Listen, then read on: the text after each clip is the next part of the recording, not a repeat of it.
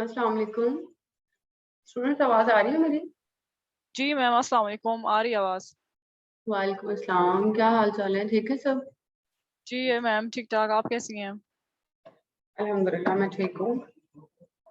अच्छा अभी तक बस 11-12 लोग हैं क्योंकि बीच में एक तो मैं हूँ, एक साथ हैं और आप लोग तो फिर 12 ही हुए ना, तो बाकी कहाँ पे है? मैंने इसीलिए मैसेज जल्दी कर दिया था ताकि मैम सबको आइडिया एक्चुअली हो। क्लास 10-15 मैम मिनट पहले स्टार्ट होगी।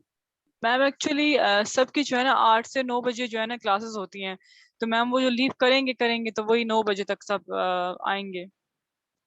हम्म, चलें खैर। एनी हो असल में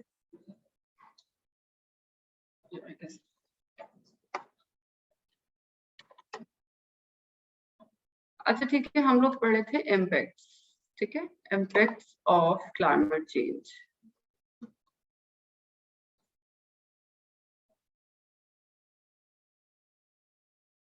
तो इसमें हम लोगों ने नेचुरल इम्पैक्ट्स पढ़ लिए थे। ठीक है, आज हम पढ़ेंगे सोशल इम्पैक्ट्स कि क्लाइमेट चेंज के हमारी सोसाइटी पे क्या इम्पैक्ट्स हो रहे हैं। ठीक है, इंसानों पे क्या इम्पैक्ट्स आ रहे हैं, सोसाइटल इम्पैक्ट्स एक्चुअली क्या है।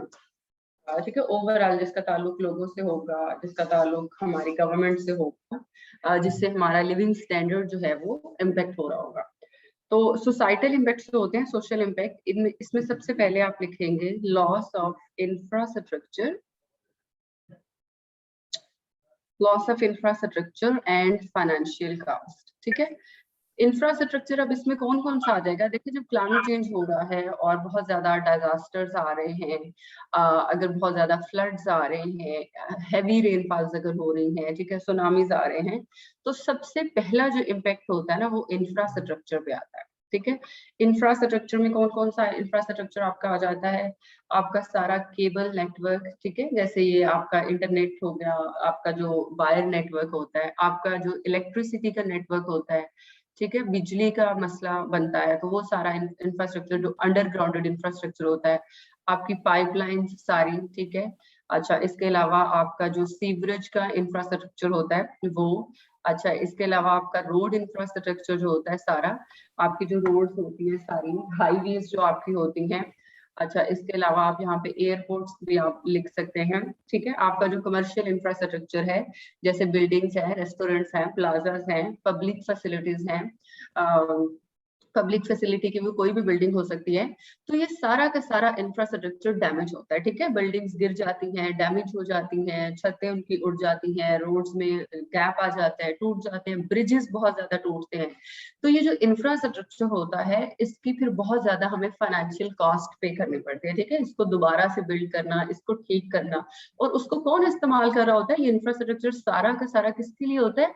ऑब्वियसली ये पब्लिक के लिए होता है। ठीक है, लोगों का जो जिंदगी है लोगों की, उनके जो रूटीन के मैटर्स हैं वो इन्हीं के साथ चल रहे होते हैं। जरा सा आपके रोड्स में मसला आ जाए, कोई ब्रिज आपका काम ना कर रहा हो, जरा सा आपकी बिजली चली जाए, इंटरनेट के मसाइल हो जाए, ठीक है, आपके रास्ते बंद हो जाए, आप अगर आपका कोई भी ऐसे प्रॉब्लम्स हो जाए, तो सबसे पहले उसका डायरेक्ट इम्पैक्ट आपकी पब्लिक पे जाता है, क्योंकि लोगों की जो जिंदगी है वो इससे डायरेक्ट रिलेट होती है। उनके रूटीन मैटर्स, उनका आना जाना, उठना बैठना, चाहे वो वर्किंग है, चाहे वो स्टूडेंट्स हैं। ठीक है, तो अगर आपको बाहर निकलना है तो इन सब चीजों से आपको वास्ता पड़ रहा है, हत्ता कि अगर आप घर में भी हैं, तो इंफ्रास्ट्रक्चर जो है ये आपका डैमेज होता है क्लाइमेट चेंज से। ठीक है, अब अगर आप इसमें फाइनेंशियल कास्ट की बात करेंगे तो ऑब्वियसली वो सारी की सारी आपकी गवर्नमेंट को पे करनी पड़ती है, तो फिर उससे आपके इकोनॉमिक इम्पैक्ट्स भी आप कह सकते हैं, इससे आपकी इकोनॉमी के ऊपर बड़ा मसला आता है। ठीक है, अब ये आसान काम नहीं है, एक रोड बनाना, उस पे आपको पता है कितना ज्यादा पैसा लग जाता है। माइक अगर ऑन है किसी के तो वो ऑफ कर ले सारे काइंडली। ठीक है, अच्छा इसमें ना बच्चों आप एग्जांपल लिखेंगे, अब आप थोड़ी सी इसमें इसको एक्सप्लेन करेंगे। आप लिखेंगे कि एक हरिकेन सैंडी, हरिकेन था जिसका नाम था सैंडी। मैंने आपको बताया था ना, ये जो हरिकेन्स आते हैं, साइक्लोन्स आते हैं, फ्लड्स आते हैं, हैवी रेनफॉल्स आते हैं, जो हमारी साइंटिफिक एजेंसी है ना, जैसे नासा है या NOAA है, ये इनको क्लासिफाई करती है। ठीक है, क्लासिफाई करते हुए इनके ये नाम रखती है, इनको नेम्स दे देती है। क्यों? क्योंकि उन्हें रिकॉर्ड रखना होता है, ठीक है। जब वो रिकॉर्डिंग करते हैं तो उसकी क्लासिफिकेशन करते हैं, प्रॉपर इनका एक कल्चर होता है, एक टेबल होता है, तो उसको नाम दे दिया जाता है, ठीक है। 2012 में जो हरिकेन आया उसको एजेंसी ने नाम दे दिया सैंडी, जो है वो हरिकेन, ठीक है। अब इसका इतना ज्यादा तबाही इसकी मिची, इतने ज्यादा इम्पैक्ट्स आए, ये it was deadliest hurricane in the history of United states. ये अटलांटिक ओशन में आया था, अटलांटिक ओशन में, और साथ यूएस से जो था और कनाडा, उनके ऊपर बहुत ज्यादा इसके मेजर इम्पैक्ट्स आए थे, ठीक है। ये डेडलीस्ट हरिकेन कंसिडर होता है, और यूएसए को, अकेले यूएसए को $71 बिलियन इसकी कॉस्ट पड़ गई थी, ठीक है। रिकवरी में जो है वो सारा इस अपनी इंफ्रास्ट्रक्चर को बिल्डअप करने में, लोगों की जिंदगी को सेट करने में $71 बिलियन उनके लग गए थे। तो आप ये देख लें खुद कि इससे कितना इकोनॉमिक लॉस होता है। अगर आप पाकिस्तान की बात करें तो पाकिस्तान में आप 2010 के फ्लड्स की एग्जांपल दे सकते हैं, इनको सुपर फ्लड्स कहा जाता है। अब पाकिस्तान को उस वक्त कितना लॉस हुआ था? According to National Disaster Management Authority $10 billion का लॉस हुआ था, ठीक है। हमारे लिए 10 बिलियन ही बहुत मैटर करता है, क्योंकि अब हम इन जितने अमीर तो नहीं है, तो ये वाला लॉस भी बहुत ज्यादा एक लॉस था, ठीक है, जो हमारी गवर्नमेंट की रेंज से बहुत बाहर का था। तो अगर आपको इतना नुकसान सिर्फ क्लाइमेट चेंज की वजह से ही हो जाएगा, तो खुद ब खुद फिर देख लें कि आपकी सोशल लाइफ कहाँ पे जाती है और इकोनॉमिक जो है आपकी कहाँ पे जाती है, ठीक है जी। सेकंड आप लिखेंगे सोशल इम्पैक्ट्स में, climate change cost, climate change क्या करता है? माइग्रेशन, ठीक है, माइग्रेशन की वजह बनता है, एंड डेथ्स, ठीक है, और बहुत ज्यादा अमवात की वजह बनता है। अब जब दूसरा इम्पैक्ट लोगों पे ये आता है कि लोगों को अपनी जगह चेंज करनी पड़ जाती है, उनको अपने घर छोड़ के जाना पड़ता है, अपने लोकल विलेजेस छोड़ के जाना पड़ता है, क्योंकि वो सारे के सारे डूब जाते हैं फ्लड्स की वजह से या अर्थक्वेक की वजह से। इस तरह का जो भी डिजास्टर अगर आपका आए, अगर वो क्लाइमेट चेंज से लिंक है, तो बहुत ज्यादा ह्यूज लेवल पे माइग्रेशन होती है, डेथ्स और लोगों की डेथ हो जाती है इस सारे प्रोसेस में, ठीक है।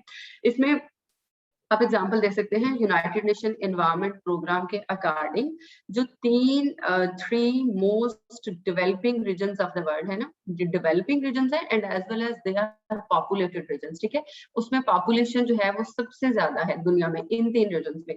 वो कौन से हैं बच्चों? एक है South Asia, South Asia developing region में आता है और मोस्ट पॉपुलेटेड जो है वो एशिया का पार्ट है, कॉन्टिनेंट एशिया का।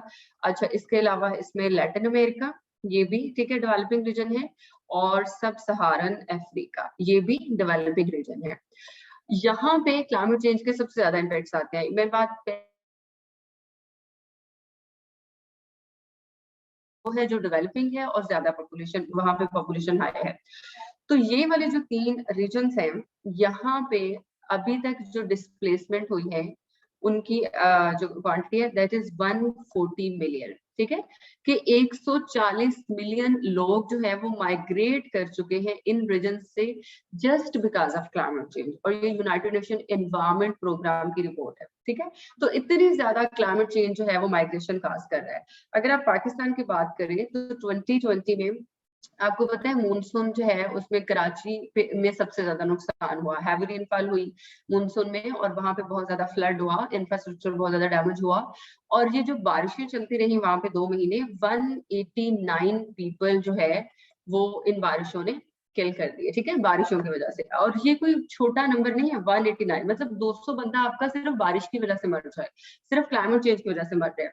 और जो 2010 में हमारे पास सुपर फ्लड आए थे, उससे 20 मिलियन पीपल अफेक्ट हुए थे, ठीक है, 20 मिलियन लोगों की जिंदगियां मुतासिर हुई थी, बीमारियां, आउटब्रेक्स होती हैं, डेथ्स हो जाती हैं, माइग्रेट करते हैं लोग।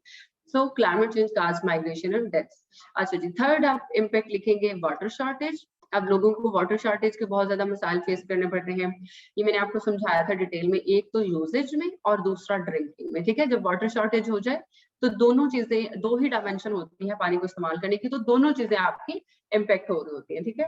अब क्या होगा कि अगर इसी तरह से वाटर शॉर्टेज होता रहा तो बाय 2030 पाकिस्तान के ये हालात हैं that Pakistan will rain out of water, ठीक है। पाकिस्तान में पानी जो है वो बिल्कुल खत्म हो जाएगा। आपको पता है हमारे पास पानी की शॉर्टेज बहुत कम, मतलब पानी का जो रिजर्व है हमारे पास वो बहुत कम है। अगर पानी इसी तरह से जो है वाटर शॉर्टेज होती रही, वाटर स्केर्सिटी होती रही ड्यू टू क्लाइमेट चेंज, जैसे हमने पहले पढ़ा कि इवेपोरेशन बहुत ज्यादा हाई होने की वजह से, तो आपका जो मॉइस्चर है वो ज्यादा से ज्यादा एयर में जा रहा है, वहाँ पे क्लाउड्स बन रहे हैं और वो हर जगह पे बारिश नहीं होती। और रेन वाटर, मेरे बच्चों आपको ये सारा कॉन्सेप्ट समझाया था ना, रेन वाटर आपके किसी इस्तेमाल का नहीं है, क्योंकि उससे सिर्फ सी लेवल राइज हो रहा है, उससे सिर्फ आपकी फसलें तबाह हो रही हैं, ठीक है, उससे सिर्फ फ्लड्स आ रहे हैं, तो ग्राउंड वाटर आपका कम होता जा रहा है। इससे ओवरऑल अगर हम देखें तो वाटर शॉर्टेज हो रही है, ठीक है।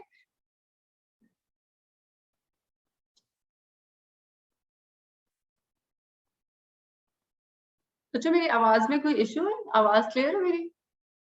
यस मैम, क्लियर है। अच्छा जी, Pakistan research council of water resources, इसकी आप एग्जांपल देंगे। ये जो रिपोर्ट है अकॉर्डिंग टू दिस, ये वाला डेटा था कि बाय 2030 पाकिस्तान के पास वाटर जो है वो खत्म हो जाएगा। अच्छा, नासा की रिपोर्ट का भी आप रेफरेंस दे सकते हैं। अकॉर्डिंग टू नासा, जो साउथ एशिया रीजन है इसमें जो अंडरग्राउंड वाटर एक्वाफायर्स है ना, अंडरग्राउंड एक्वाफायर्स, जहां से पानी हम पंप करते हैं, ठीक है, जहां से पानी जो आपका वाटर टेबल है, they are second most stressed in the world, ठीक है। दुनिया की दूसरे नंबर पे वो मोस्ट स्ट्रेस्ड एक्वाफायर्स हैं इन द, ठीक है, मतलब इन टर्म्स ऑफ वाटर अवेलेबिलिटी। अगर हम वहां से पानी पंप कर रहे हैं तो उस वक्त हालात बहुत खराब है, वहां पे पानी बिल्कुल भी नहीं है, और they are second most stressed in terms of water availability, ठीक है। समझ आ गई बच्चों? ये हो गया आपका वाटर शॉर्टेज। अच्छा, फोर्थ में आप लिख सकते हैं फूड इनसिक्योरिटी। आपकी जो क्लाइमेट चेंज की वजह से है फूड सिक्योरिटी, इस पे बहुत ज्यादा इम्पैक्ट आ रहे हैं। फूड सिक्योरिटी में भी, ये भी मैंने बात आपको डिटेल में समझाई थी, क्लाइमेट चेंज की वजह से फूड की जो प्रोडक्शन है, फूड की जो प्रोडक्शन है वो ज्यादा हो रही है, ठीक है, वो थोड़ा स्पीड अप हो जाती है। अब ना बच्चों ये है कि ये सारे कॉन्सेप्ट्स जो है वो रिपीट होंगे, ठीक है। ये सारी बातें जो बस आपने एक दफा बेस पढ़ ली, मतलब आपने क्लाइमेट चेंज की जो बेस है पढ़ ली हर जगह, और ये बातें पहले भी बहुत बहुत दफा आ चुकी हैं, वही बातें आपको दोबारा पढ़नी है। Food security, sustainable agriculture, loss of biodiversity, alternative water resources, poverty, अब सारा कुछ आपने वो सारे कॉन्सेप्ट्स रिपीट होंगे, ठीक है। और मैं आपको जो पहली दफा कॉन्सेप्ट पढ़ाती हूँ तो मैं इसको बहुत डिटेल में पढ़ा देती हूँ, सो दैट आपका जो कॉन्सेप्ट है वो क्लियर हो जाए, आपकी बेस बन जाए, ठीक है। तो अब मुझे बहुत डिटेल में बात करने की जरूरत है? ठीक है, ठीक है ना, आपको समझ आ रही नहीं? मैंने आपको याद है मैंने ये कितनी डिटेल में पढ़ाया था कि आपकी प्रोडक्शन तेज हो जाती, ज्यादा हो जाती है, क्योंकि ग्रोथ जल्दी होती है। टेम्परेचर जब मिलता है क्रॉप्स को तो उनको फेवरेबल एनवायरनमेंट मिलता है, मैंने आपको बहुत डिटेल में समझाया था, जिससे प्रोडक्शन बहुत ज्यादा होती है, ठीक है। लेकिन फिलिंग नहीं होती आपके फ्रूट्स की, आपकी सीड्स की, ठीक है, जिससे आपकी यील्ड कम रह जाती है, आपकी यील्ड कम हो जाती है, ठीक है। प्रोडक्शन नो डाउट ज्यादा हो जाती है, ग्रोथ ज्यादा हो जाती है, लेकिन यील्ड आपको ओवरऑल कम मिलती है। ग्रोथ फास्ट हो जाती है और उसकी, अच्छा, एक तो yield in terms of yield, दूसरा उसकी जो न्यूट्रिशियस वैल्यू होती है ना, उसमें जो इंग्रेडिएंट्स होते हैं, उसमें जो मिनरल्स होते हैं, उसमें जो विटामिन्स होते हैं, वो सारे लॉस हो जाते हैं, ठीक है। उनको टाइम नहीं मिलता कि वो रूट्स जो है वो एब्जॉर्ब कर सके या अपने अंदर लेके आ सके, तो इतना टाइम नहीं मिलता क्रॉप को, वो पहले ही पक के तैयार हो जाती है, सिर्फ क्लाइमेट चेंज की वजह से उसका पूरा सिनेरियो, पूरा एनवायरनमेंट चेंज हो जाता है, ठीक है। जैसे जिंक की कमी हो जाती है और बाकी सारे जो है न्यूट्रिएंट्स की, ठीक है। तो एक in the terms of yield, दूसरा इन टर्म्स ऑफ इंग्रेडिएंट्स, और third in terms of access. अच्छा, अभी मैंने आपको पढ़ाया कि इंफ्रास्ट्रक्चर का बहुत ज्यादा लॉस होता है।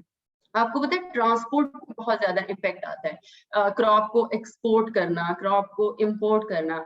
अगर आप कभी लोकल फार्मर्स की कंडीशन देखें ना बच्चों, क्लाइमेट चेंज की वजह से उनके पास रोड इंफ्रास्ट्रक्चर नहीं है, बारिशें हैं, फ्लड आ जाता है अगर, तो जो क्रॉप है वो फसलों में ही, मतलब खेतों में ही पड़ी रहती है, फील्ड्स में ही पड़ी रहती है, और कोई फैसिलिटी नहीं होती कि उसको मार्केट तक लेके जाया जा सके, ठीक है। तो उनके पास इंफ्रास्ट्रक्चर अवेलेबल नहीं होता, और वो भी सिर्फ क्लाइमेट चेंज की वजह से, क्योंकि बाकी सारा एनवायरनमेंट भी उसको क्लाइमेट चेंज रिलेट कर रहा होता है। अच्छा, फोर्थ में आप इन टर्म्स ऑफ क्वालिटी बात कर सकते हैं। आपको पता है इस बार सिंध में पता नहीं कितने एकड़ पे एक बंदे का फार्म था, और उसके जो मैंगोज हैं वो उसके फील्ड में ही वेस्ट हो गए सारे, ठीक है। उनकी जो क्वालिटी थी वो सारी वहीं पे डिटोरिएट हो गई, क्योंकि उसके पास लेबर नहीं थी, क्योंकि उसके पास इतनी एक्सेस नहीं थी कि वो उसको मार्केट में लेके जाता और वहां पे उसको सेल कर देता, just because of lack of proper infrastructure, just because of जो conditions हैं वो favorable नहीं होती, ठीक है। तो climate change की वजह से एक पूरे social life आपके interrupt हो गई है। अच्छा जी, ये आपकी फूड सिक्योरिटी होगी लास्ट। अच्छा, अब इसमें आप एग्जांपल दे सकते हैं बांग्लादेश की। आपको पता है बांग्लादेश जो है, यहाँ पे बहुत ज्यादा राइस की कल्टीवेशन होती है, बांग्लादेश में, वियतनाम में, वो जो सारा ईस्ट एशिया वाला रीजन है। अच्छा, अब यहाँ पे जो राइस की कल्टीवेशन होती है ना, ये कोस्टल एरियाज में होती है, ठीक है, कोस्टल एरियाज में। और ये कंट्री बहुत वल्नरेबल है क्योंकि ये बिल्कुल कोस्टल एरियाज पे है।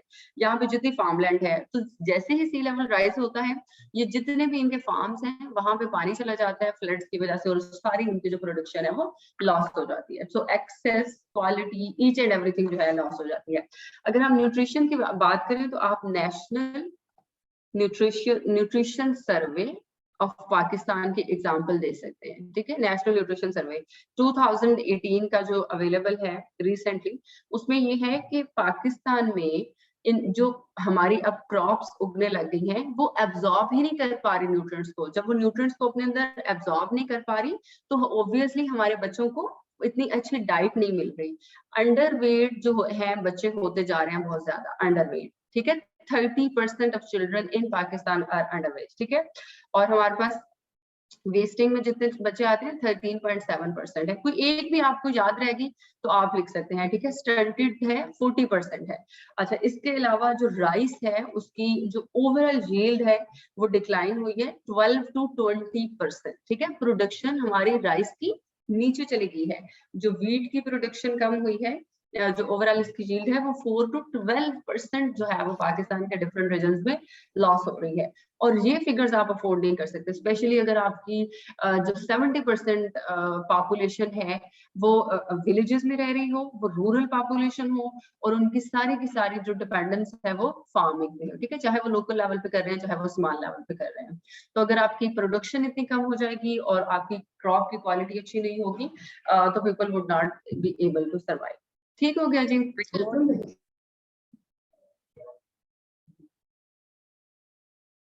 PRCWR की फुल फॉर्म पूछी हुई है बच्चे। ये पाकिस्तान रिसर्च ऑफ, ये सेंटर नहीं है, आई गेस यहाँ पे काउंसिल है।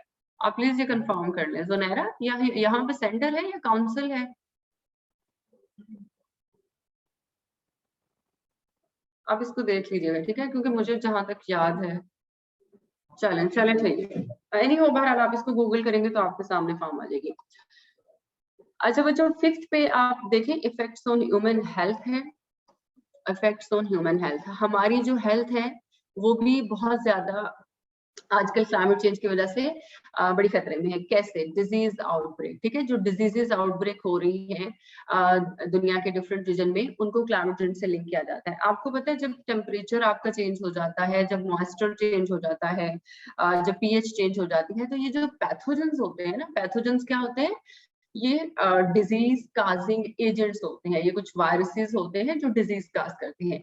इनको फेवरेबल एनवायरनमेंट मिलता है, ठीक है, जिससे इनकी प्रोडक्शन होती है, इनके साइकिल्स कंटिन्यू होते हैं, ब्रीडिंग वगैरह होती है। तो उससे कोई ना कोई बीमारी, नया पैथोजन सामने आ जाता है, कोई ना कोई नई बीमारी जो है वो फैलना शुरू हो जाती है। जैसे आपको पता है इंडिया में मानसून के सीजन में मलेरिया आउटब्रेक आई थी, ठीक है। और साइंटिस्ट ने मलेरिया आउटब्रेक को लिंक किया था क्लाइमेट चेंज से, कि क्लाइमेट चेंज की वजह से मानसून हुआ और मानसून ने जो मलेरिया का पैथोजन था उसको फेवरेबल कंडीशन दी कि वो सरवाइव कर सके, और मलेरिया आउटब्रेक बहुत ज्यादा वास्ट लेवल पे है। अच्छा, आपको पता है कोरोना वायरस का लिंक जो है वो साइंटिस्ट क्लाइमेट चेंज से मिलाते हैं। जो वेट मार्केट थी वुहान की, चाइना में, वहां पे कंडीशंस ऐसी थी, फेवरेबल कंडीशंस थी, जिसने कोरोना वायरस को उसकी जर्मनी कोरोना वायरस को फेवरेबल कंडीशंस प्रोवाइड की, ठीक है, ताकि वो वहां पे उसकी वो स्प्रेड हो और वो जो है एनिमल्स से जंप करके ह्यूमंस में आ गया। तो just because of climate change जो है वो उन्हें कंडीशंस प्रोवाइड करता है, उन्हें हैबिटेट प्रोवाइड करता है, उन्हें फैसिलिटेट करता है, ठीक है। क्लाइमेट चेंज ऐसा इन्वायरमेंट दे रहा है पैथोजन से जिससे बहुत ज्यादा न्यू पैथोजन सामने आ रहे हैं साइंटिस्ट के, और जिससे बहुत ज्यादा नई डिजीज आउटब्रेक हो रही है। अच्छा, दूसरा आप ह्यूमन हेल्थ पे एक तो ये आप बात कर सकते हैं, आप ये बड़े इंटरेस्टिंग से आर्टिकल छप रहे हैं कि कोरोना वायरस जो है जिसमें हम कोरोना वायरस को क्लाइमेट चेंज से लिंक कर रहे हैं, एक आध जरूर पढ़ के देखिएगा, ठीक है, आपको सारी पिक्चर क्लियर हो जाएगी। अच्छा बच्चों, इसके अलावा आप लिख सकते हैं डिप्रेशन लिख सकते हैं, आप मेंटल हेल्थ लिख सकते हैं। आप खुद अंदाजा लगाएं, एक फैमिली को माइग्रेट करना पड़ जाए, लोगों की डेथ्स हो रही हैं, अच्छा इसके अलावा अगर उनकी फसलें जाया हो रही हैं तो फिर वो किन क्राइसिस से गुजरते हैं, ठीक है, मनी एम्प्लॉयमेंट की फॉर्म में, अर्निंग की फॉर्म में, हेल्थ की फॉर्म में, माइग्रेशन की फॉर्म में, तो फिर बहुत सारे कन्फ्लिक्ट्स जन्म ले रहे होते हैं, डिप्रेशन और मेंटल हेल्थ, ये सारे, ठीक है। तो इससे बहुत ज्यादा इम्पैक्ट आ रहा है लोगों पे। तो बच्चों हमने 5 ही नेचुरल इम्पैक्ट्स पढ़े थे, 5 ही सोशल इम्पैक्ट्स पढ़े थे, लेकिन मैं आपको ये थोड़ा कंसाइज करके पढ़ा रही हूँ। इसमें बहुत सारी आउटलाइंस हैं जिनको आप दो में भी डिवाइड कर सकते हो, जैसे आप इंफ्रास्ट्रक्चर और फाइनेंशियल कॉस्ट को 2 में डिवाइड कर सकते हो, क्योंकि मैंने आपको अलग अलग उनका डाटा दे दिया है, ठीक है। इसी तरह आप ये जो साइकोलॉजिकल इम्पैक्ट्स मैंने आपको इसमें पढ़ाई, ये आप अलग कर सकते हो, और हेल्थ इम्पैक्ट्स आप अलग कर सकते हो, तो आपकी आराम से 8 to 10 आउटलाइंस बन सकती हैं, ठीक है। और बहुत सारी बातें मैंने इन्हीं में, जैसे मैंने फूड इनसिक्योरिटी में मैंने प्रोडक्शन का भी पढ़ाया उसी में, और क्वालिटी और न्यूट्रिटिव वैल्यू का भी उसमें पढ़ाया। तो प्रोडक्शन और एक्सेस आप एक आउटलाइन कर सकते हो, और उसकी फूड की क्वालिटी और जो उसके अंदर आपको इंग्रेडिएंट्स मिल रहे हैं वो आप एक इम्पैक्ट कर सकते हो, ठीक है बच्चों। तो इस तरह से आप नेचुरल इम्पैक्ट्स भी मैंने आपको इसे पढ़ाए थे। अब ये आपके बहुत डिटेल में और विद रिसेंट डेटा आपके इम्पैक्ट्स हो गए क्लाइमेट चेंज पे, ठीक है।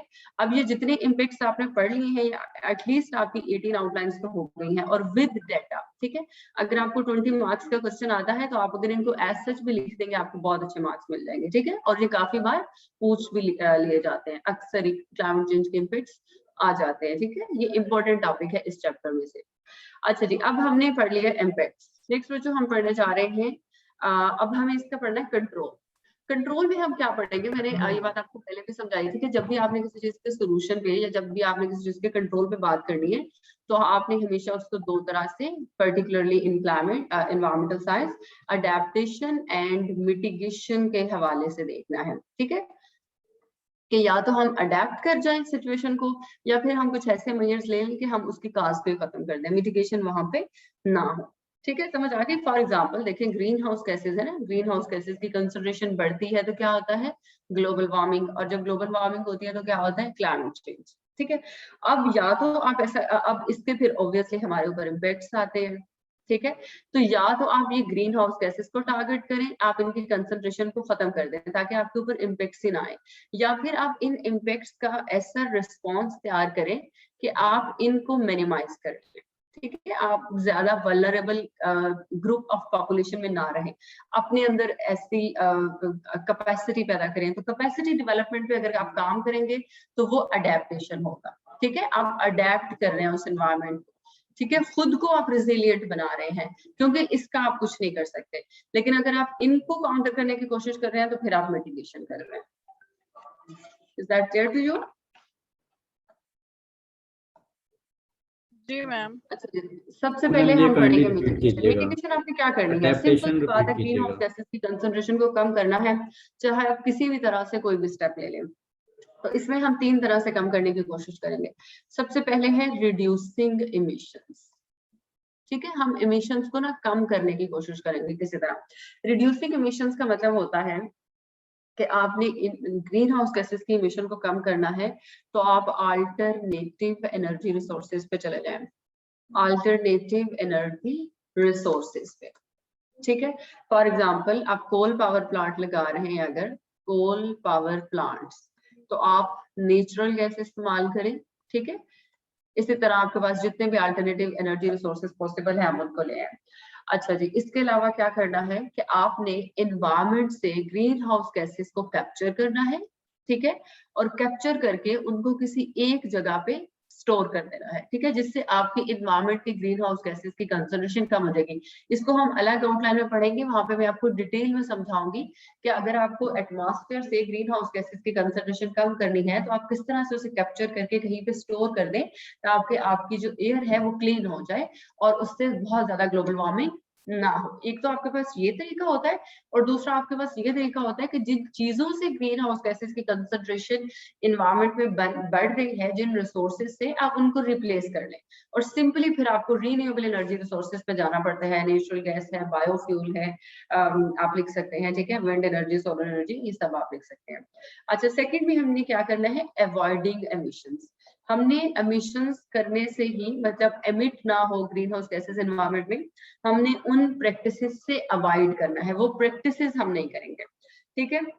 फॉर एग्जांपल, हमारा जो इंफ्रास्ट्रक्चर है उसको हम एफिशिएंट बना लेंगे, ठीक है। हम ऐसी चीजें इस्तेमाल नहीं करेंगे जिनको इस्तेमाल करने से ग्रीन हाउस गैसेस की कंसंट्रेशन हो। जैसे फॉर एग्जांपल आपके किचन हैं, ठीक है, वहां पे आप ओवन इस्तेमाल कर रहे हैं, आपके कुकिंग रेंजेस है, सोर्स ऑफ गैस क्या है, तो किचन का इंफ्रास्ट्रक्चर चेंज करते हैं, ठीक है। आपके किचन का इंफ्रास्ट्रक्चर जो है वो बहुत एफिशिएंट होना चाहिए ताकि उससे ग्रीन हाउस गैसेस की कंसंट्रेशन कम से कम हो।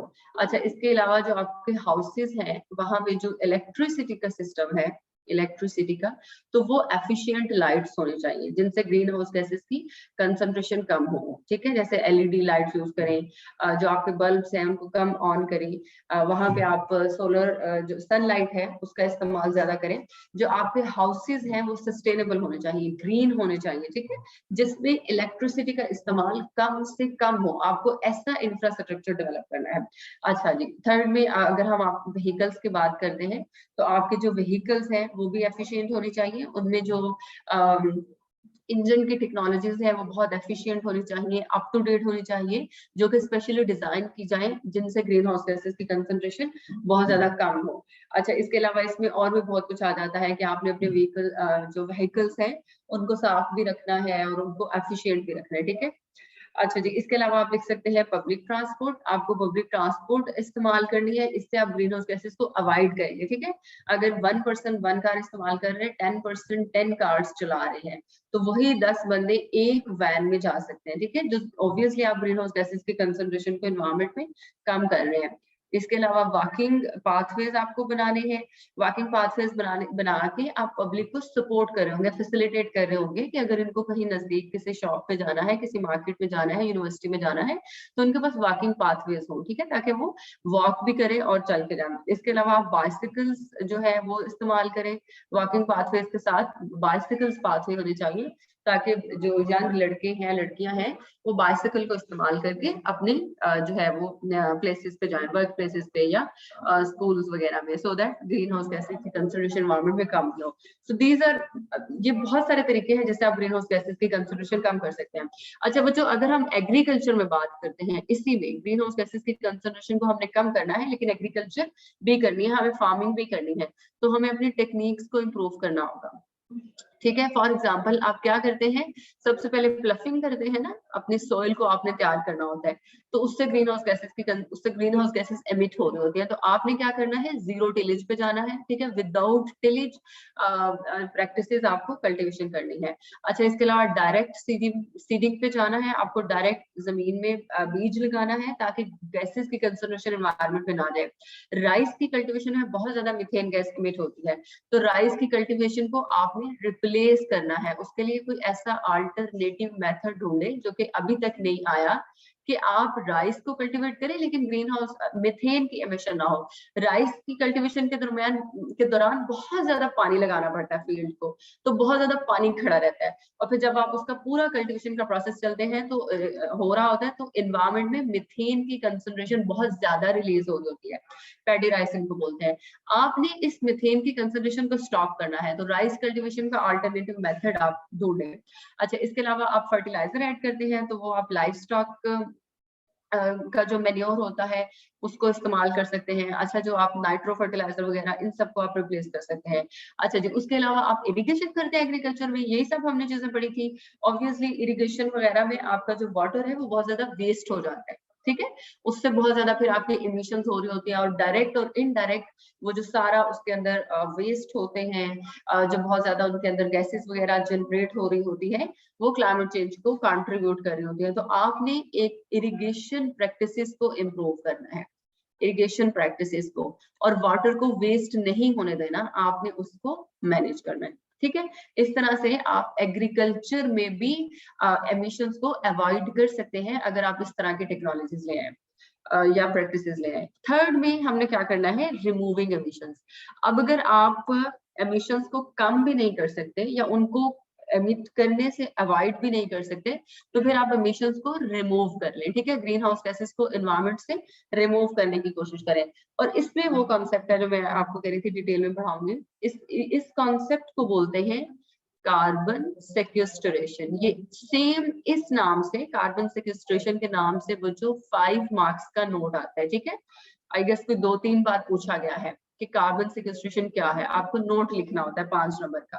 कार्बन सेक्वेस्ट्रेशन का मतलब होता है कैप्चरिंग, कि आपके इन्वायरमेंट में अगर कार्बन डाइऑक्साइड ये है ना, ये ग्रीन हाउस गैस है, इसकी कंसंट्रेशन बहुत ज्यादा है, तो आपने उसको कैप्चर कर लेना है। Capturing and storage of carbon dioxide, atmospheric carbon dioxide, keep in mind, ठीक है। एटमॉस्फेरिक कार्बन डाइऑक्साइड को आपको कैप्चर करना है एंड स्टोर करना है। For what purpose? To mitigate global warming, ठीक है, ग्लोबल वार्मिंग को मिटिगेट करने के लिए। It is known as carbon sequestration. अब ये हम किस तरह से कर सकते हैं? हमारे पास कोई मेथड भी तो होना चाहिए, कोई तरीका होना चाहिए, कोई मेथडोलॉजी। तो ये 3 तरह की होती है। पहली होती है ओशन के थ्रू, ठीक है, इसको बोलते हैं ओशियनिक सिक्वेस्ट्रेशन, ठीक है। अच्छा, अब ये जो ओशन है ना बच्चों हमारे, ये सिंक है कार्बन डाइऑक्साइड का, ठीक है। ये कार्बन डाइऑक्साइड को एब्जॉर्ब करते हैं, कार्बन डाइऑक्साइड को अपने अंदर एब्जॉर्ब कर लेते हैं, स्टोर कर लेते हैं। अब हमें क्या करना है? फॉर एग्जाम्पल ये आपका ओशन है, ठीक है, ये सारा पानी है कोई। अच्छा, और यहाँ पे ना आपकी कोई इंडस्ट्री लगी हुई है, ये, ठीक है। आपको पाइपलाइन बिछानी है, और ये यहाँ पे गैसेस की बहुत ज्यादा इमिशन हो रही है, ठीक है। ये आपके इन्वायरमेंट में कार्बन डाइऑक्साइड है, ठीक है जी। आपको यहाँ से डायरेक्ट एक पाइपलाइन बिछानी है, ठीक है। अब मैं यहाँ पे बना तो नहीं सकती, I am just showing you. यहाँ पे ये अंडरग्राउंड आएगी सारी जमीन के अंदर से, ठीक है। और यहाँ पे एक साइट सिलेक्ट करके उसको डीप इंजेक्ट कर देना ओशन में, ठीक है। ये इतना अगर एरिया आप डिसाइड कर ले तो यहाँ पे कार्बन डाइऑक्साइड स्टोर हो गया है।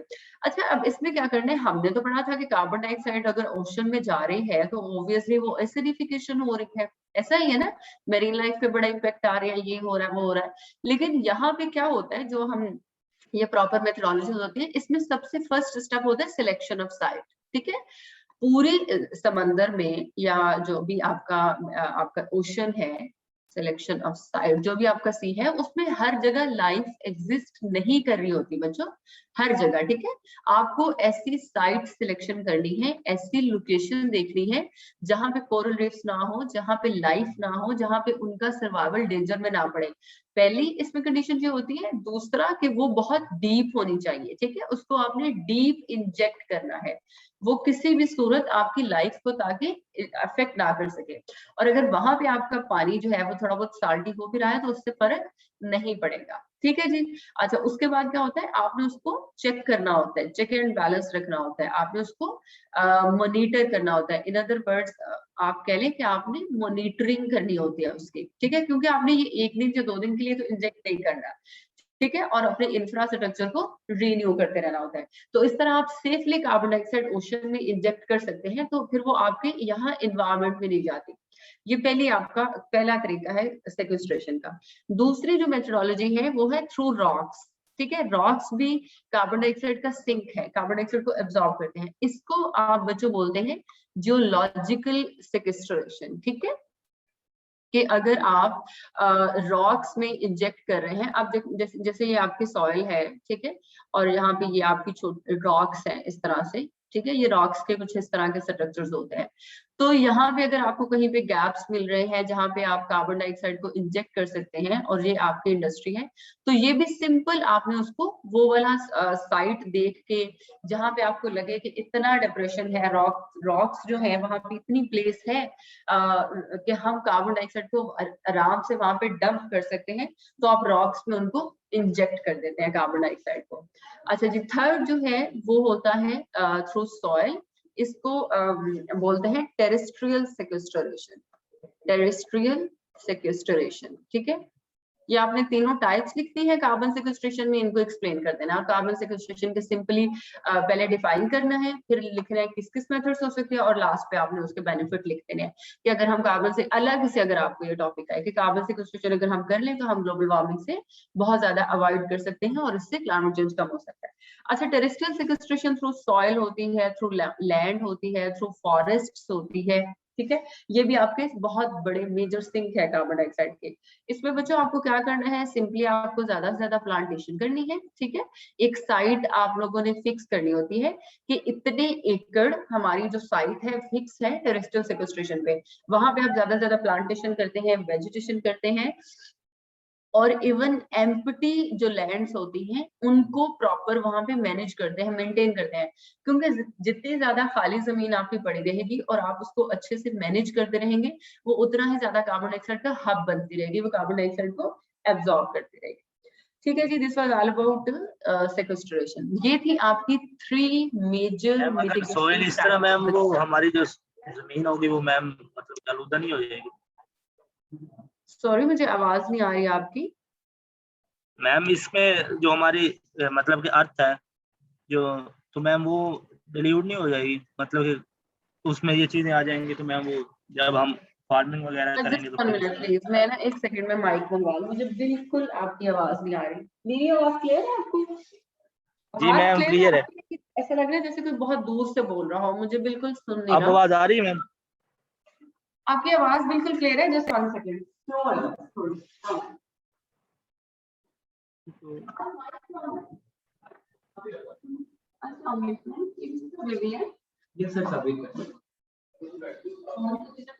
सर साबिर जो एबिलिटी करवा रहे हैं। अच्छा सर साबिर।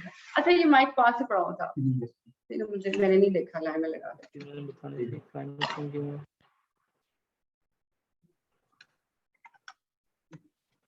चलो, थैंक यू। हेलो। हाँ जी मैम। बच्चों मेरी आवाज आ रही है? Yes ma'am.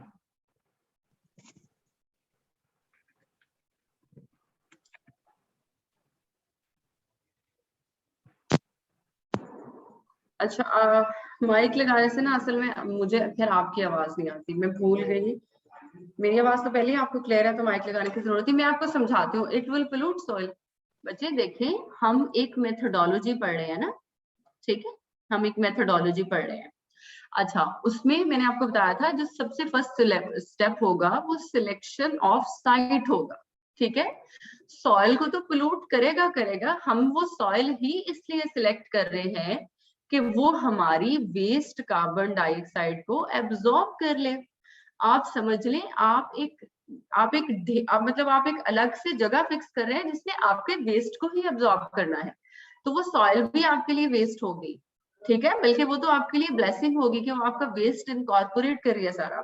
बिल्कुल ऐसे ही जैसे हम लैंडफिल्स बनाते हैं जहां पे हम वेस्ट को डंप कर देते हैं, ठीक है, तो वो वाली जो सॉइल होगी उसको फिक्स किया जाएगा टू एब्जॉर्ब कार्बन डाइऑक्साइड। बस हमने वहां पे फार्मिंग नहीं करनी, हमने उस सॉइल को इस्तेमाल नहीं करना। हम एक लैंड होगी, हमारे कुछ लैंड पैचेस होंगे जिनको हम फिक्स कर रहे होंगे, ठीक है। अच्छा, और उसको हम इसलिए मेंटेन कर रहे होंगे ताकि हम वहां पे ज्यादा से ज्यादा कार्बन डाइऑक्साइड को एब्जॉर्ब करवा सके। और जो वेजिटेशन है वो जितनी ज्यादा करेंगे ऑब्वियसली वो तो उतना ही कार्बन डाइऑक्साइड को एब्जॉर्ब करेंगे, क्योंकि उन्होंने ग्रोथ ही तब करनी है। कार्बन डाइऑक्साइड तो उनको मिलेगी तो वो ब्रीथ करेंगे ना, फ्लरिश करेंगे, तो फिर हमारी कार्बन डाइऑक्साइड एब्जॉर्ब होती रहेगी, और इसीलिए तो इसको टेरेस्ट्रियल सेक्वेस्ट्रेशन बोलते हैं। हाँ, जो न्यूरोस, वही ना, आपको मतलब टेक्नोलॉजीज की तरफ जाना है। आप इसमें हम जब बच्चों एग्रीकल्चर पढ़ेंगे ना, सस्टेनेबल एग्रीकल्चर जिसको बोलते हैं, सस्टेनेबल एग्रीकल्चर, उसमें मैं आपको ऐसी टेक्निक्स पढ़ाऊंगी जिसमें हम बायो इंजीनियरिंग पढ़ेंगे कि किस तरह से आप बायो इंजीनियरिंग इस्तेमाल करते हुए, ठीक है, और ऐसी बहुत सी बायोटेक्नोलॉजी अगर आप इस्तेमाल करें तो आपको ऐसी टेक्नोलॉजी लेके आनी है जो आपकी एग्रीकल्चर को सस्टेनेबल भी रखे और क्लाइमेट चेंज का उसके ऊपर इम्पैक्ट भी ना आए, ठीक है। वो हम सस्टेनेबल एग्रीकल्चर के टॉपिक में डिटेल में ये चीजें पढ़ेंगे। उसमें आपको न्यू सीड्स बनाने हैं, हाइब्रिड सीड्स बनाने हैं, ठीक है, अपनी एग्रीकल्चरल की प्रैक्टिसेस को चेंज करना है।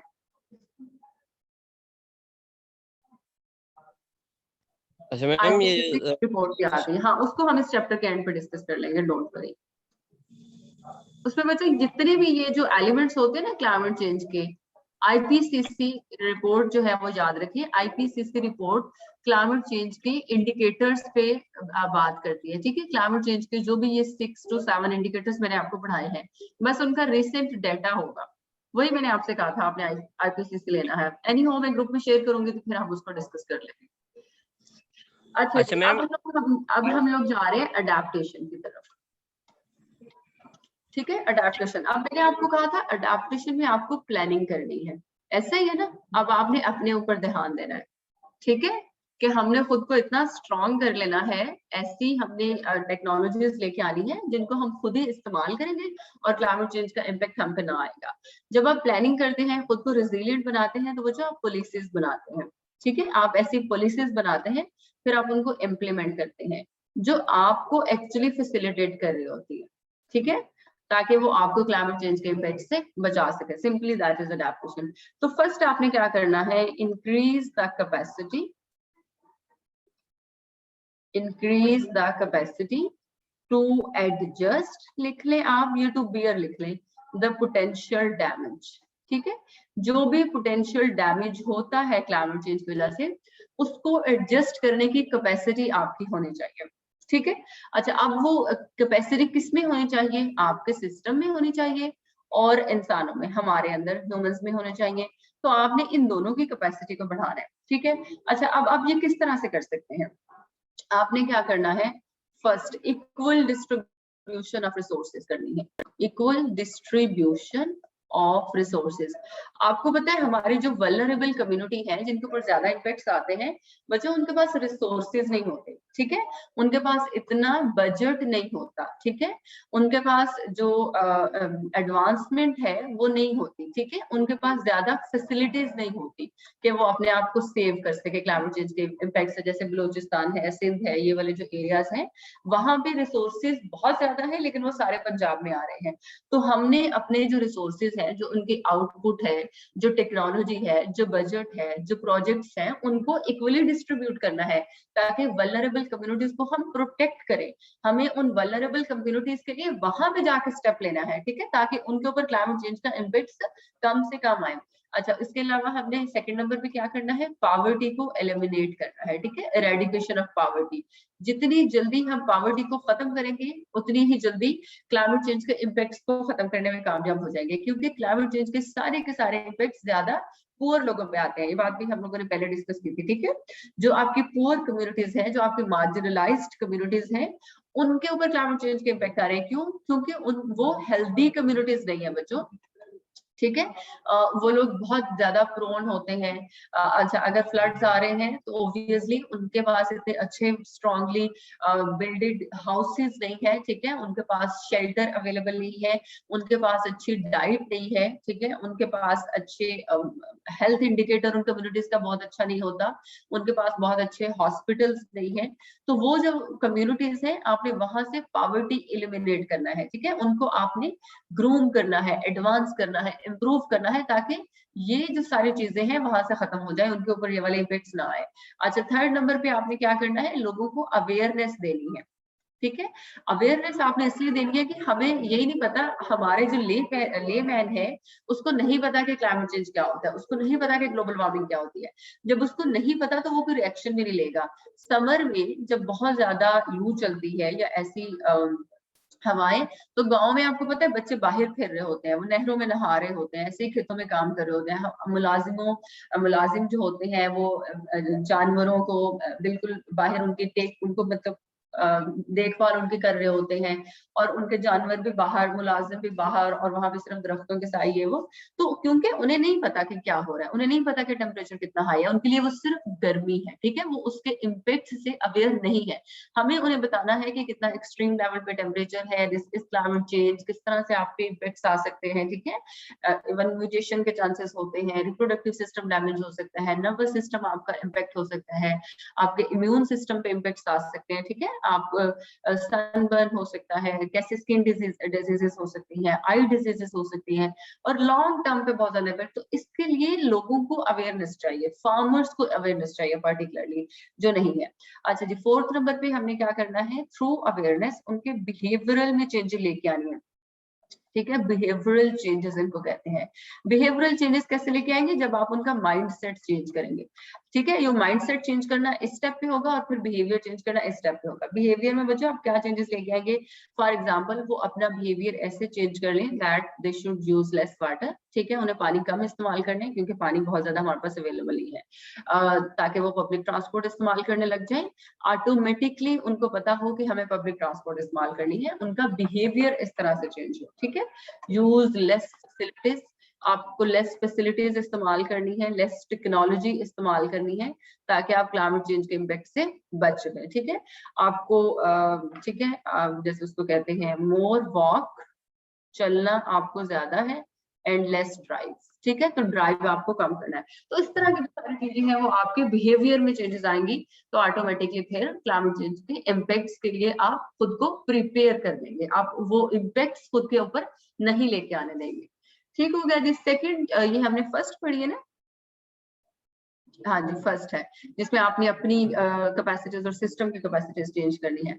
दूसरे में आपने क्या करना है, लार्ज स्केल इंफ्रास्ट्रक्चर चेंजेस। आपने अपनी इंफ्रास्ट्रक्चर को चेंज करना है, लार्ज स्केल इंफ्रास्ट्रक्चर चेंजेस, ठीक है।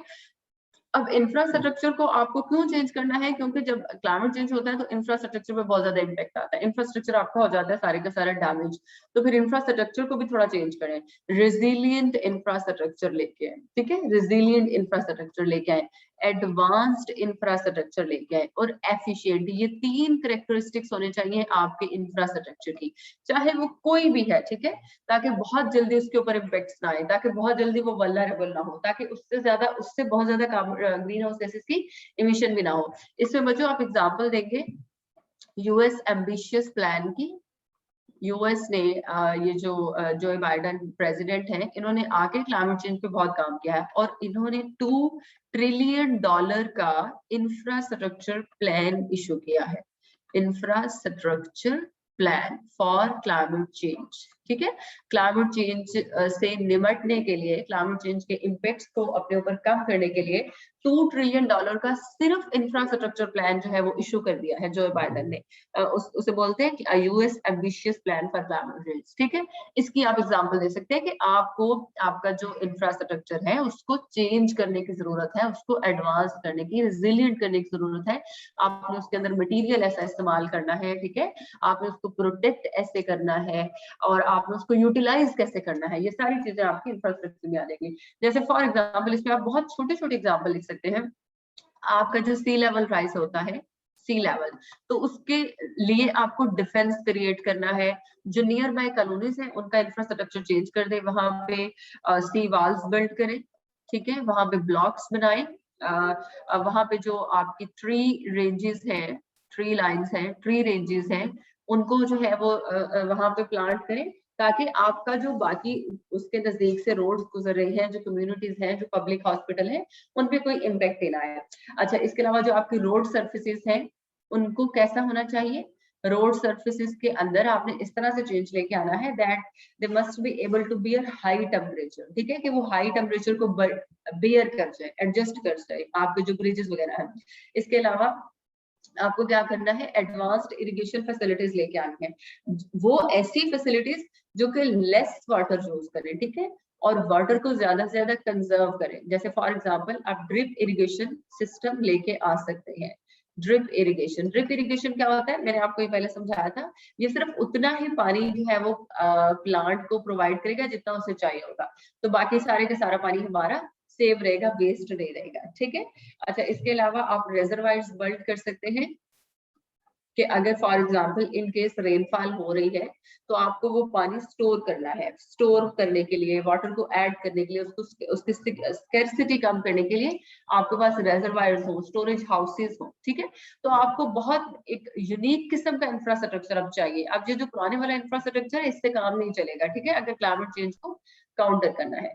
थर्ड नंबर पे आप लिख सकते हैं, अगर हम एग्रीकल्चर में बात करें कि एग्रीकल्चर में हमें कैसे अपनी क्रॉप को, अपनी प्रोडक्शन को वैसे ही मेंटेन रखना है क्लाइमेट चेंज के इम्पैक्ट्स को अगर वो बियर कर जाए, तो यहाँ पे आप लिख सकते हैं ड्राउट टॉलरेंट क्रॉप्स, ठीक है। जो ड्राउट टॉलरेंट क्रॉप्स है ये क्या करेंगे बच्चों, थ्रू हाइब्रिड, ये हाइब्रिड वैरायटीज होंगी जिनको हम बायो इंजीनियरिंग से, बायोटेक्नोलॉजी से ऐसे सीड्स इंट्रोड्यूस करवाएंगे कि हमारी राइस की कल्टीवेशन बहुत अच्छी हो, वीट की कल्टीवेशन बहुत अच्छी हो और इन पे बिल्कुल इम्पैक्ट ना आए, क्योंकि ये टॉलरेंट क्रॉप्स होंगी। ये ड्राउट टॉलरेंट, अच्छा ड्राउट टॉलरेंट क्रॉप्स भी है, टेम्परेचर टॉलरेंट क्रॉप्स भी है, ठीक है, कि अगर उसको बहुत ज्यादा टेम्परेचर मिल रहा है तो भी वो क्रॉप उसको टॉलरेट करे, उसको सर्वाइव मिले। अगर उसको पानी बहुत कम मिल रहा है तो उस ड्राउट को वो सर्वाइव करे, हाई टेम्परेचर पे वो हो जाए। तो आपको ऐसी न्यू हाइब्रिड वेराइटीज इंट्रोड्यूस करवानी है जिससे आपकी फार्मिंग पे, आपकी जीडीपी पे, आपकी एग्रीकल्चर पे कोई इम्पैक्ट ना आए। अच्छा जी, इसके अलावा आप लिख सकते हैं फोर्थ में planning and respond to disasters, ठीक है, रिस्पॉन्स टू डिजास्टर्स। अब आपने क्या करना है, गवर्नमेंट लेवल पे भी कुछ तैयारी करनी है, ठीक है, इंस्टीट्यूशनल लेवल पे भी। अगर क्लाइमेट चेंज की वजह से बहुत ज्यादा फ्लड्स आ रहे हैं, डिजास्टर्स आ रहे हैं, हैवी रेनफॉल्स हो रहे हैं, तो फिर हमारी गवर्नमेंट की, हमारी इंस्टीट्यूशंस की भी, हमारी पॉलिसी मेकर्स की भी कोई ना कोई तैयारी होनी चाहिए कि वो उसको काउंटर करने की प्लानिंग करें और उसको अच्छे से रिस्पॉन्स करें ताकि वो लोगों को प्रोटेक्ट कर सके, सेव कर सके। इसके लिए क्या करना होना चाहिए, उनके पास सबसे पहले अर्ली इंफॉर्मेशन सिस्टम होना चाहिए, ठीक है, अर्ली इंफॉर्मेशन सिस्टम हमारे पास किसी भी डिजास्टर को इंडिकेट करने का। अच्छा, सेकंड, उनके पास सिर्फ अर्ली इंफॉर्मेशन सिस्टम नहीं होना चाहिए, उनके पास मॉनिटरिंग सिस्टम होना चाहिए, ठीक है, वो उस चीज को मॉनिटर कर रहे हो, इंटेंसिटी कितनी हो सकती है, कितने पैमाने पे फैल सकता है, कितना डैमेज कॉज कर सकता है, कब तक रहेगा, ठीक है, ये सारा उनके पास सिस्टम होना चाहिए। थर्ड लेवल पे क्या हो, फोरकास्टिंग फैसिलिटीज हो, ठीक है, फोरकास्टिंग फैसिलिटीज हो, आपको पहले से इन्फॉर्म कर दिया जाए कि ये आउटब्रेक होने वाली है, ये फ्लड आने वाला है, ये डिजास्टर होने वाला है, ताकि आप उस पूरी सिचुएशन को लोगों के सामने प्रिडिक्ट कर सके, रख सके, उसको लोगों को इन्फॉर्म कर सके। अच्छा, फोर्थ में, अब जब लोगों पे इम्पैक्ट आ जाएंगे या डिजास्टर होना चाहिए तो उनके पास एक्सेस टू हेल्थ फैसिलिटीज होनी चाहिए, ठीक है, ताकि लोग फटाफट से, जो वल्नरेबल कम्युनिटीज हैं वो हेल्थ फैसिलिटीज को एक्सेस कर सके और खुद को सेव कर सके। अच्छा, इसके अलावा आपको क्या करना है, असेस हेल्थ वल्नरेबिलिटीज। आपको ये भी पता होना चाहिए कि हमारी कितनी पॉपुलेशन इस वक्त वल्नरेबल है, ठीक है, हमारी कितनी पॉपुलेशन पे इम्पैक्ट आ सकते हैं, ताकि फिर आप उनको पर्टिकुलरली प्रोटेक्ट कर सके। इवैक्यूएशन प्लान्स आपके पास होने चाहिए। सिक्स्थ में जैसे प्रिवेंटिव मेजर्स हैं, तो इस प्रिवेंटिव मेजर्स में आपके पास इवैक्यूएशन प्लान्स होने चाहिए लोगों को सेव करने के, प्रोटेक्ट करने के, ठीक है। अच्छा, इसके अलावा आप लिख सकते हैं protecting of communities, protecting of, अब यहाँ पे आपने कम्युनिटीज को कैसे प्रोटेक्ट करना है, protective of communities through government actions. अच्छा, अब गवर्नमेंट पर्टिकुलरली अलग से क्या एक्शन ले सकती है, इसमें आप बच्चों एग्जांपल लिखते हैं, जैसे ये है ना national command and control centre, ये कोरोना के लिए बनाया गया है। अब हालांकि हर किस्म की प्लानिंग हो गई, प्रिवेंटिव मेजर्स हमने ले लिए, वल्नरेबिलिटीज को असेस कर दिया, फोरकास्ट कर लिया, सब कुछ कर लिया, लेकिन उस पूरी सिचुएशन को हैंडल करने के लिए हमारे पास एक एक्शन प्लान होना चाहिए, ठीक है, पूरी सिचुएशन को। जैसे कोरोना की पूरी सिचुएशन को हैंडल करने के लिए national command and control centre या कंट्रोल एंड कमांड सेंटर, ये जो है पूरे मुल्क में इस वक्त डाटा कलेक्ट करता है, वल्नरेबिलिटीज को असेस करता है, एसओपीज को इम्प्लीमेंट करवा रहे हैं ये लोग, ठीक है, लोगों को इन्फॉर्म कर रहे हैं, अवेयर कर रहे हैं, अच्छा, इसके अलावा और क्या स्टेप ले रही है गवर्नमेंट? आप पुलिस आपकी जो है वो जगह जगह पे, अब तो खैर आर्मी भी आ गई है, पुलिस वालों की तो कोई सुनता ही नहीं, ठीक है। तो एक सिर्फ ये दो क्या एसओपीज है कोरोना के बच्चों? कोरोना एसओपीज क्या है? ये 3-4 है ना, वॉशिंग योर हैंड्स, ठीक है, और वॉशिंग है, सैनिटाइजिंग है, और आपको बस ये कोई सोशल डिस्टेंस मेंटेन करना है और मास्क पहनना है। ये लोगों को मास्क पहनाने के लिए, डिस्टेंस मेंटेन करने के लिए, हाथों को सैनिटाइज करने के लिए और धोने के लिए हमारे मुल्क में कौन आई है? आर्मी। ये हमारे हालात है। एनी हाउ, ठीक है जी। सो दिस वाज अबाउट कि आपने खुद को अडेप्ट कैसे करना है, ठीक है, आपने किस तरह से मेजर्स लेने हैं, ये अडेप्टेशन है। अच्छा, वो जो पाकिस्तान का थोड़ा सा डेटा आपके पास होना चाहिए, अगर हम पर्टिकुलरली पाकिस्तान की बात करेंगे कि पाकिस्तान में इस वक्त क्या हो रहा है, कैसे हो रहा है। सबसे पहले तो आपको ग्लोबल क्लाइमेट रिस्क इंडेक्स का पता होना चाहिए, पाकिस्तान 2020 का, ठीक है। जो ग्लोबल क्लाइमेट रिस्क इंडेक्स है 2020 का, according to that index Pakistan 5th most vulnerable country है, ठीक है, to the impacts of climate change. या आपको कहीं भी जरूरत पड़े तो आप इसको ऐड कर सके। दूसरा, आपको पता होना चाहिए हमारी इमिशंस कितनी है इस वक्त। इन 2020 वी वर एट 0.8%, ठीक है, सिर्फ 0.8% आप कंट्रीब्यूट कर रहे हैं कार्बन ग्रीन हाउस गैसेस की इमिशन में। अच्छा, इसके अलावा up till 2018, from 1999 to 2018 Pakistan ने कितने एक्सट्रीम इवेंट्स देखे हैं due to climate change? 152 extreme events हुए हैं just because of climate change, ठीक है। तो इस तरह का कुछ और भी अगर आपको मिले तो वो आप ग्रुप में भी शेयर कीजिएगा और बाकी लोगों के साथ भी। अच्छा, और अगर अब हम इसके अडेप्टेशन और मिटिगेशन पे जाएं, लेकिन चूंकि हमारे ऊपर बहुत ज्यादा इम्पैक्ट्स आ रहे हैं इसलिए हमें बहुत ज्यादा स्टेप्स लेने की जरूरत है। एक तो हम प्लांटेशन बहुत ज्यादा कर रहे हैं, वो मैं देख रही थी ग्रुप में भी किसी बच्चे ने शेयर किया था, इसमें हम 10 बिलियन ट्री सुनामी प्रोजेक्ट का ही रेफरेंस देंगे क्योंकि वो हमारे पास बेस्ट प्लांटेशन प्लान है टू इनकाउंटर क्लाइमेट चेंज। अच्छा, दूसरा हम इलेक्ट्रिक व्हीकल्स पे जा रहे हैं, ठीक है। इलेक्ट्रिक व्हीकल्स में ये जो फिलहाल की गवर्नमेंट की पॉलिसी है वो ये है कि बाय 2030 हमारे 30% ऑफ जो व्हीकल्स है ना, 30% ऑफ व्हीकल्स वो इलेक्ट्रिसिटी पे होंगे। और अभी आपको पता है इस्लामाबाद में इलेक्ट्रिसिटी पे टैक्सी इन लॉन्च कर दी गई है, ठीक है। जो अब टैक्सीज इस्लामाबाद में चलेंगी वो इलेक्ट्रिसिटी पे भी चल सकती है, एक न्यू टैक्सी मार्केट में लॉन्च कर दी गई है। अच्छा, इसके अलावा हमारे पास एनवायरमेंट पॉलिसी है, लेकिन ये एनवायरमेंट पॉलिसी 2015 की है, इसके बाद कोई नई नहीं आई। लेकिन इस एनवायरमेंट पॉलिसी में हर सेगमेंट को डिटेल से डिस्कस किया गया है।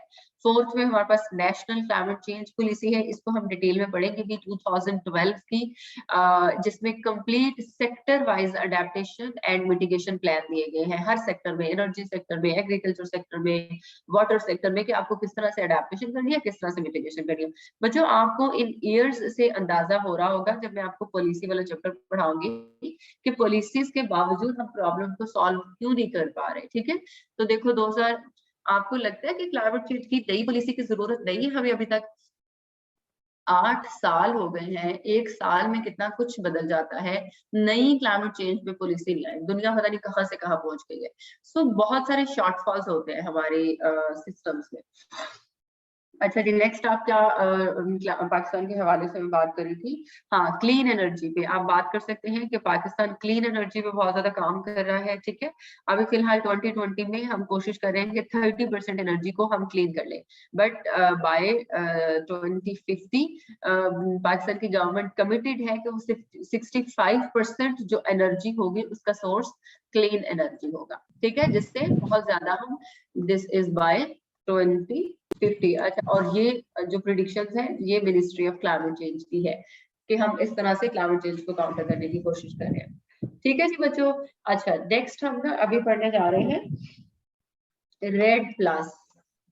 ये एक प्रोग्राम है, छोटा सा एक प्रोग्राम है फॉरेस्टेशन, ठीक है, फॉरेस्टेशन क्लाइमेट चेंज के इम्पैक्ट्स को काउंटर करने के लिए। ये 5 नंबर में पूछा गया है 1-2 बार आई गेस, ठीक है। तो ये नोट्स के लिए ही इंपॉर्टेंट है, नोट्स के लिए ये आपको पूछा जा सकता है। बच्चों अब तक कोई क्वेश्चन है मुझसे तो वो काइंडली पूछ ले। मैम, ये जो आप अभी डेटा बता रही थी पाकिस्तान के बारे में, तो मैम ये जो अभी आप रेड वाला बता रही है 5th पॉइंट है? कौन से वाला? मैम ये जो अभी तक आप पॉइंट बता रही है ना, हाँ हाँ, तो मैम ये जो अभी आपने न्यू स्टार्ट किए तो ये उसी का पार्ट है, लाइक ये क्या है, उसके सॉल्यूशंस में आ रहे हैं? बच्चों ये मैं वैसे आपको बता रही थी कि हमने क्लाइमेट चेंज के इम्पैक्ट्स पढ़े हैं अभी तक और हमने उसका सलूशन पढ़ा है, ठीक है। तो अगर हम इस सारे सिनेरियो में पाकिस्तान का एनालिसिस करते हैं तो हमें कुछ रियल एग्जांपल्स का पता होना चाहिए ना, ठीक है। ये वाला जो डाटा है यही तो आपके क्वेश्चन को, आपके आंसर को स्ट्रेंथ देगा, इसीलिए उसमें जान डालनी है। आपको पता होना चाहिए कि पाकिस्तान जो है उसमें क्लाइमेट चेंज के जो इम्पैक्ट्स आ रहे हैं, अगर फॉर एग्जांपल आप इम्पैक्ट्स लिख रहे हैं, फॉर एग्जांपल आप ऐसे भी लिख रहे हैं क्लाइमेट चेंज पे और आप पाकिस्तान का एनालिसिस कर रहे हैं, तो आपको पता होना चाहिए कि ग्लोबल क्लाइमेट रिस्क इंडेक्स में पाकिस्तान कहाँ पे फॉल कर रहा है, पाकिस्तान की इमिशंस कितनी है, पाकिस्तान ने कितने एक्सट्रीम इवेंट्स देखे हैं। ये सारा वो डाटा है जो आप अपने आंसर में दे सकते हैं और आप इस डाटा को सामने रखते हुए फिर पाकिस्तान का एनालिसिस करेंगे, ठीक है। यस मैम, समझ आ गई। हाँ, और ये जो है ये मैंने आपको कुछ मेजर्स बताए हैं जो गवर्नमेंट ऑफ पाकिस्तान ने डिफरेंट लेवल्स पे लिए हैं क्लाइमेट चेंज के इम्पैक्ट्स को काउंटर करने के लिए, ठीक है। मिटिगेशन एंड अडेप्टेशन वाले में ये आएंगे। ओके मैम, ठीक है। चलो, any question?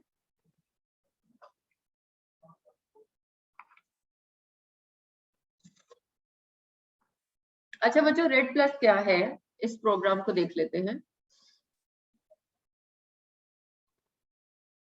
Reducing emissions from deforestation and forest degradation, ठीक है, फॉरेस्ट डिग्रेडेशन, ठीक है, ये इसकी एब्रिविएशन है। ये जो प्रोग्राम है इसमें हमने क्या करना है कि डिफॉरेस्टेशन से बचाना है खुद को ताकि एमिशंस को रिड्यूस कर लें और फॉरेस्ट की डिग्रेडेशन भी नहीं होनी चाहिए। सो जो मेन थीम है इस प्रोग्राम का वो है फॉरेस्ट। आपने फॉरेस्ट लगाने भी है, उनको प्रोटेक्ट भी करना है, उनको मैनेज भी करना है, ठीक है। तो अल्टीमेटली इस प्रोग्राम का जो थीम था, जो गोल है, वो पर्पस है, वो ये है कि आपने फॉरेस्ट पे फोकस करना है, ठीक है। फॉरेस्टेशन करनी है, आपने ज्यादा से ज्यादा प्लांटेशन करनी है और फिर आपने उस प्लांटेशन को प्रोटेक्ट भी करना है, मेंटेन भी करना है, मैनेज भी करना है ताकि क्लाइमेट चेंज के इम्पैक्ट्स आप पे ना आ सके। अच्छा बच्चों, ये जो प्रोजेक्ट है ये स्टार्ट किया था यूनाइटेड नेशन ने, ठीक है। ये यूनाइटेड नेशन का प्रोग्राम है और इसके साथ बहुत सारे यूनाइटेड नेशन ने फिर डिफरेंट एजेंसीज की हेल्प ली, बहुत सारे स्टेक होल्डर्स इसमें इन्वॉल्व हुए। जैसे आप लिख लें, फाओ है, food and agriculture organization, United Nation development programme, United Nation environment programme है और वर्ल्ड बैंक है, ठीक है। ये सारे इसके स्टेक होल्डर्स थे और ये इनका कंबाइंड इनिशिएटिव था, ये जब प्रोग्राम जो है वो आया। और इस प्रोग्राम को लॉन्च किया गया डेवलपिंग कंट्रीज में, ठीक है। तो ये डेवलपिंग कंट्रीज के लिए था कि हम डेवलपिंग कंट्रीज की हेल्प करेंगे फॉरेस्टेशन, फॉरेस्ट लगाने में, ठीक है। और ये एक यूनाइटेड नेशन कोलैबोरेटिव प्रोग्राम है जो कि डेवलपिंग कंट्रीज के लिए पर्टिकुलरली स्टार्ट किया गया to protect forest and to avoid the climate change. अच्छा बच्चों, ये प्रोग्राम 2008 में लॉन्च हुआ और 2012 में ये प्रोग्राम स्टार्ट हुआ, ठीक है। और अब तक ये प्रोग्राम चल रहा है। इसका मेजर गोल और या फिर हम एम देखें तो वो यही है जो उसका टॉपिक था, टू रिड्यूस इमिशंस। आपने इमिशंस को रिड्यूस करना है through forest cutting and to enhance carbon stock. आपने कार्बन स्टॉक को इनहांस कर देना है इन फॉरेस्ट, ठीक है। इससे आपका क्या हो जाएगा, क्लाइमेट चेंज कम हो जाएगा। तो ये इसके दो गोल है। अब अगर हम इस प्रोग्राम को फर्दर पढ़े, इस प्रोग्राम की स्ट्रैटेजी देखें कि क्या है या इसका फ्रेमवर्क हम देखें, तो जो फर्स्ट स्ट्रैटेजी थी, जो फर्स्ट इसका फ्रेमवर्क था वो था कि आपको कुछ ऐसी पॉलिसीज बनानी है, ठीक है। आपको कुछ ऐसे मेजर्स लेने हैं और वो पॉलिसीज और मेजर्स किस लिए लेने हैं, फॉर सस्टेनेबल मैनेजमेंट। आपको सस्टेनेबल मैनेजमेंट करनी है, for sustainable management of forest, ठीक है, अपने जंगलात की, and enhancement of forest carbon stock, ठीक है। तो आपकी जो पॉलिसी है वो इसी चीज को टारगेट कर रही हो कि आपने अपने फॉरेस्ट को सस्टेनेबली मैनेज करना है, उनके अंदर कार्बन स्टॉक को बढ़ा देना है। ये डायरेक्टिव मेजरमेंट्स थी, ठीक है, मतलब डायरेक्ट कर रही थी यूनाइटेड नेशन कंट्रीज को, उनको एडवाइस कर रही थी, ठीक है, उनको एक फ्रेमवर्क प्रोवाइड करी थी कि फर्स्ट स्टेप पे तो आप पॉलिसी लेके आए अपनी कंट्री में, अपनी कंट्रीज की कंडीशन को सामने रखें और पॉलिसीज बनाएं जिससे आप अपने फॉरेस्ट को मैनेज करें। अच्छा, जो पॉलिसी आप बनाएंगे उसके क्या गोल होंगे? सबसे पहले वो फॉरेस्ट को जो है वो टारगेट कर रही होंगी, फॉरेस्ट के लिए होंगी, वो उनको मैनेज कर रही होंगी, उनकी रिकवरी कर रही होंगी, अगर आपको अपने फॉरेस्ट को रिकवर करने की जरूरत है, बायोडाइवर्सिटी को मैनेज करना है आपको, ठीक है, बायोडाइवर्सिटी के लॉस से खुद को प्रिवेंट करना है और सस्टेनेबल मैनेजमेंट की तरफ जाना है। तो ये आपकी पॉलिसीज का थीम होना चाहिए। अच्छा जी, सेकंड इस प्रोग्राम की जो फ्रेमवर्क, जो स्ट्रैटेजी थी वो ये थी कि अगर आपको हमारे प्रोग्राम में शामिल होना है या अगर आपको रेड प्लस का हिस्सा बनना है तो कंट्री की क्या रिस्पॉन्सिबिलिटी थी, कंट्री की क्या जिम्मेदारी थी?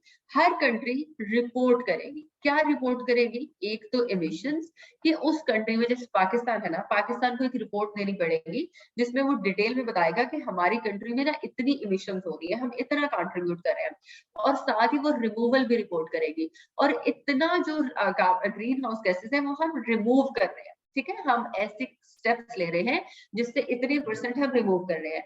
और फिर यूनाइटेड नेशन क्या करेगा कि इस एमिशन को और इस रिमूवल को कंपेयर करेगा, ठीक है। अब कंपेयर किससे करेगा? कंपेयर अगेंस्ट स्टैंडर्ड्स, वो वाले स्टैंडर्ड्स जो यूनाइटेड नेशन ने सेट किए हुए हैं इन रेड प्लस, ठीक है। रेड प्लस के कुछ स्टैंडर्ड्स हैं जो यूनाइटेड नेशन ने सेट किए हैं एमिशंस के और रिमूवल के। तो किसी भी कंट्री को अगर इस प्रोग्राम का हिस्सा बनना है और इस प्रोग्राम से फायदा लेना है तो उसको एक डिटेल्ड में रिपोर्ट सबमिट करवानी पड़ेगी जिसके यूनाइटेड नेशन अपने स्टैंडर्ड्स के अगेंस्ट कंपेयर करेगा, और अगर उसको लगेगा कि ये कंट्री एलिजिबल है तो फिर वो उसको अलाउ करेगा टू ज्वाइन द प्रोग्राम, ठीक है। तो वो प्रोग्राम को ज्वाइन कर लेंगे उनकी सिचुएशन को देखते हुए। उसके बाद जो है वो यूनाइटेड नेशंस फिर फर्दर उन्हें डायरेक्ट करेगा। अच्छा, थर्ड नंबर पे क्या करेगा यूनाइटेड नेशन? फिर उन मेंबर्स को, उन कंट्रीज को जो उस प्रोग्राम का हिस्सा बन गए हैं, उनको बहुत ज्यादा इंसेंटिव्स देगा, ठीक है, उनको बहुत ज्यादा सब्सिडीज देगा, उनको बहुत ज्यादा फंड्स देगा, उनको रिसोर्सेज देगा, ठीक है। और वो सारी की सारी कहाँ पे इन्वेस्ट करेंगे? To eliminate emissions. और वो एमिशंस कैसे एलिमिनेट करेंगे? ऑब्वियसली थ्रू प्लांटेशन, ठीक है, वो प्लांटेशन करेंगे, वेजिटेशन करेंगे, फॉरेस्ट लगाएंगे। अच्छा, इसके को बेनिफिट्स भी है कंट्रीज को बच्चों, ठीक है। को बेनिफिट्स कैसे हैं? आपको इतना बजट मिल रहा है, फंड्स मिल रहे हैं, रिसोर्सेज मिल रहे हैं, आप पॉवर्टी को इरेडिकेट कर सकते हैं, इससे आपके पास एम्प्लॉयमेंट आएगी, आप जंगलात लगाने का काम कर रहे हैं, कोई भी ऐसा प्रोजेक्ट स्टार्ट कर रहे हैं, फॉर एग्जाम्पल फॉरेस्ट कवर आपके पास है, आपने कोई ऐसा प्रोजेक्ट स्टार्ट कर दिया कि आपने इस फॉरेस्ट कवर को मेंटेन करना है, तो ऑब्वियसली आप एम्प्लॉयमेंट जनरेट कर रहे हैं, प्रोजेक्ट्स लेके आ रहे हैं, पॉवर्टी को इरेडिकेट कर रहे हैं, इसके अलावा आप प्रोटेक्शन ऑफ इकोसिस्टम कर रहे हैं, तो आपके इकोसिस्टम की अल्टीमेटली प्रोटेक्शन हो रही है, ठीक है। अच्छा जी, फोर्थ नंबर पे क्या करेगा यूनाइटेड नेशन? वो उस प्रोग्राम की मॉनिटरिंग करेगा, या जो भी आप स्टेप ले रहे हैं उनके फंड्स से, उनके रिसोर्सेज से आप अपनी फॉरेस्टेशन कवर को इनहांस करने के लिए, और उसकी फिर वेरिफिकेशन भी होगी, ठीक है। Monitoring and verification, monitoring and verification में क्या होगा बच्चों? फॉरेस्ट सर्वे होंगे, ठीक है, बहुत ज्यादा ऐसी एक्टिविटीज इंट्रोड्यूस करवाई जाएगी जो कि मॉनिटर कर रहे होंगे। इसके अलावा जो आप मिशन रिपोर्ट सबमिट करवा रहे होंगे कंट्रीज, उनसे पता चलेगा कि आप कितना काम कर रहे हैं, और फिर उन सबकी वेरिफिकेशन हो जाएगी। अच्छा, फिफ्थ नंबर पे क्या होगा? Creating financial value of forest. अच्छा, आप अपने फॉरेस्ट की ना फाइनेंशियल वैल्यू भी क्रिएट कर सकते हैं। फाइनेंशियल वैल्यू का ये मतलब नहीं है कि पहले फॉरेस्ट लगाने और फिर उनको काट के बेच देना पैसे कमाने के लिए। फॉरेस्ट की फाइनेंशियल वैल्यू को, बच्चे मैंने आपको कार्बन ट्रेडिंग पढ़ाया है, मैंने आपको कार्बन ट्रेडिंग का कॉन्सेप्ट पढ़ाया है अभी तक? नहीं मैम। पढ़ा आप लोगों ने? अच्छा, No, नहीं ma'am. पढ़ा, ठीक है, नहीं पढ़ा, चले मैं ये आपको डिटेल में पढ़ाऊंगी। फिलहाल अभी आप इतना समझ लें कि आपने फॉरेस्ट लगाया, ठीक है, और उसमें ना कार्बन स्टॉक आपने काफी सारा इकट्ठा कर लिया। अब ऑब्वियसली फॉर एग्जांपल अगर आप 1 एकड़ पे फॉरेस्ट लगा रहे हैं तो हो सकता है 20 टन कार्बन डाइऑक्साइड ये स्टोर कर ले। अब ये जो 20 टन ऑफ कार्बन डाइऑक्साइड है ना, ये 20 यूनिट्स ऑफ कार्बन डाइऑक्साइड के बराबर है सपोज, ठीक है। तो आपके पास ये काम फॉर एग्जांपल पाकिस्तान कर रहा है, तो इसका मतलब पाकिस्तान के पास इस वक्त 20 यूनिट्स ऑफ कार्बन डाइऑक्साइड है, ठीक है, जो पाकिस्तान ने स्टोर कर लिया है। तो ये 20 units of carbon dioxide Pakistan किसी भी कंट्री को सेल कर सकता है, ऐसी कंट्री जिसको इस स्टॉक की जरूरत है, ठीक है। फॉर एग्जाम्पल एक कंट्री है यूएसए, ठीक है, और यूएसए को ऑब्लाइज कर दिया गया है कि आप 100 यूनिट्स से ज्यादा एमिशन नहीं कर सकते, ठीक है, इससे ज्यादा आप एमिशन नहीं कर सकते according to some international agreement. अब यूएसए क्या करता है, 120 यूनिट्स एमिट कर बैठता है, ठीक है, 120 यूनिट्स एमिट कर लेता है। अब वो जो इंटरनेशनल एग्रीमेंट था जिसमें यूएसए ने ये कमिट किया था कि बस हम 100 यूनिट एमिशन करेंगे, इतनी हमें अलाउ कर दें, ठीक है, हमें अपना प्रोजेक्ट चलाने दो, हमें इंडस्ट्री चलाने दो, हम इससे ज्यादा एमिट नहीं करेंगे, लेकिन वो 120 यूनिट एमिट करता है। तो फिर according to that international agreement या वो जो भी अथॉरिटी होगी वो उनको कहेगी कि जो आपने 20 यूनिट्स एक्स्ट्रा एमिट किए हैं इसके बदले में हमें पे करें, या किसी और कंट्री से वो 20 यूनिट्स खरीद लें, क्योंकि उन्होंने तो बहुत मेहनत का काम किया है ना, तो एटलीस्ट उनको पैसे भी मिले और आपको भी पता चले, आप पे भी खर्चा पड़े, आपको भी पता चले कि अगर एक्स्ट्रा एमिट करना है तो पैसे देने हैं, वो खरीद के करने हैं, वो फिर मुफ्त में आप नहीं कर सके, ठीक है। जैसे मुझे इजाजत मिल जाए, मैं इस एकेडमी में हूँ कि आप यहाँ पे इस हद तक फैसिलिटीज को इस्तेमाल कर सकते हैं, इससे ज्यादा अगर आपको कुछ चाहिए तो उसके लिए आप पे करेंगे, तो ये इसको बोलते हैं कार्बन ट्रेड। बच्चों आई होप आपको ये कॉन्सेप्ट थोड़ा बहुत समझ आ गया होगा, मैं डिटेल में आपको समझाऊंगी, डोंट वरी, ठीक है। जब हम इस टॉपिक पे पहुंचेंगे तो मैं डिटेल में आपको समझाऊंगी। तो फिर ये यूएसए क्या करेगा कि पाकिस्तान को पैसे देके 20 यूनिट्स परचेज कर लेगा, यानी कि जितने एक्स्ट्रा 20 यूनिट्स 20, 30, 50, 100 आपने फिर एमिट करने हैं, आपको फिर पे करना पड़ेगा, चाहे वो आप कंपनी से खरीदें, चाहे किसी कंट्री से खरीदें, चाहे जिससे भी।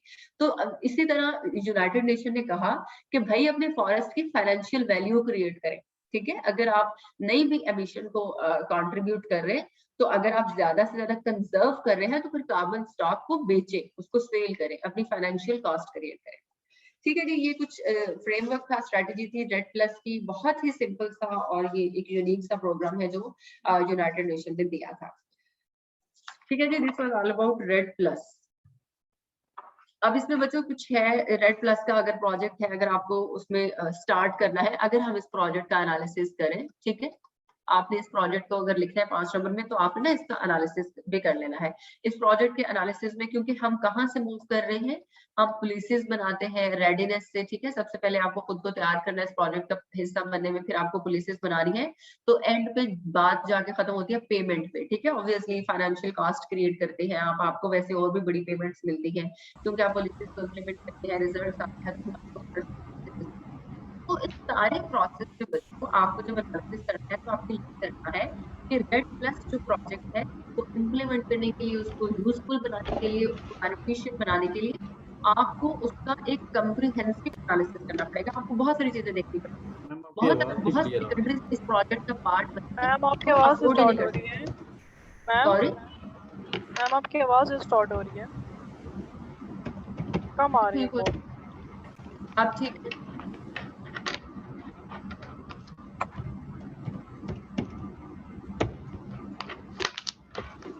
अब ठीक है क्या आवाज?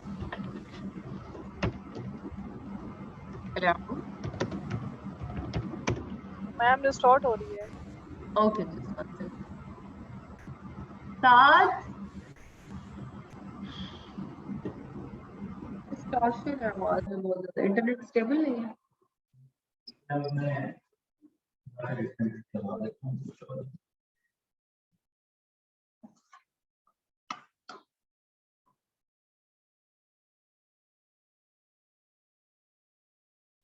मैं बाकी से जो है रिमूव करवा देता हूँ। हेलो, आवाज आ रही है? यस मैम अब आ रही है। अब ठीक है।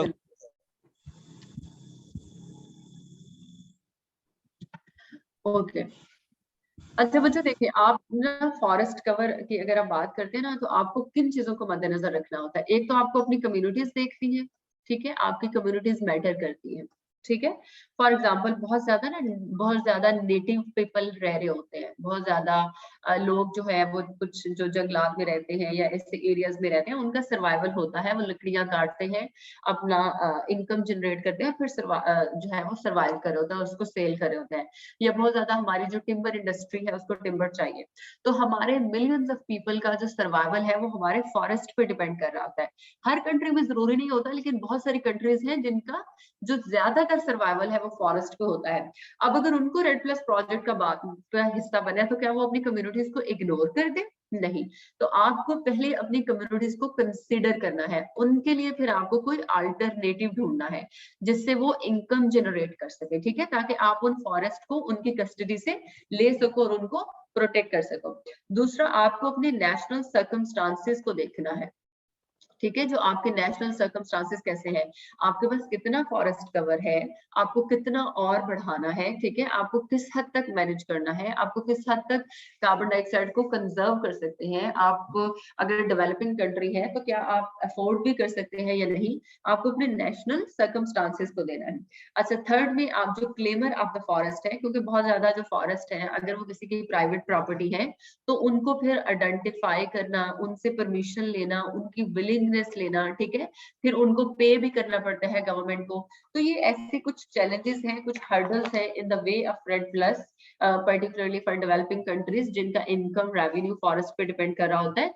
उसको कंसिडर किए बगैर, उन सारे मामला को क्लियर किए बगैर आप इस प्रोजेक्ट का हिस्सा नहीं बन सकते। तो ऐसी कंट्रीज जो इन चैलेंजेस को फेस कर रही हैं उनके लिए रेड प्लस का जो पार्ट बनना वो टफ है। तो अब उन कंट्रीज को फिर हमें फैसिलिटेट करना चाहिए अकॉर्डिंग टू देयर नेशनल जो है वो सर्कमस्टांसेस, ठीक है। तो आप रिकमेंड कर सकते हैं कि जो रेड प्लस का प्रोजेक्ट है उसमें ऐसी कोई उसमें ऐसा कोई पॉइंट शामिल नहीं है जो कंट्रीज को, उन डेवलपिंग कंट्रीज को फेवर करे जिनके लिए रेड प्लस का पार्ट बनना मुश्किल है, हालांकि उनको जरूरत है इसका पार्ट बनने की, ठीक है।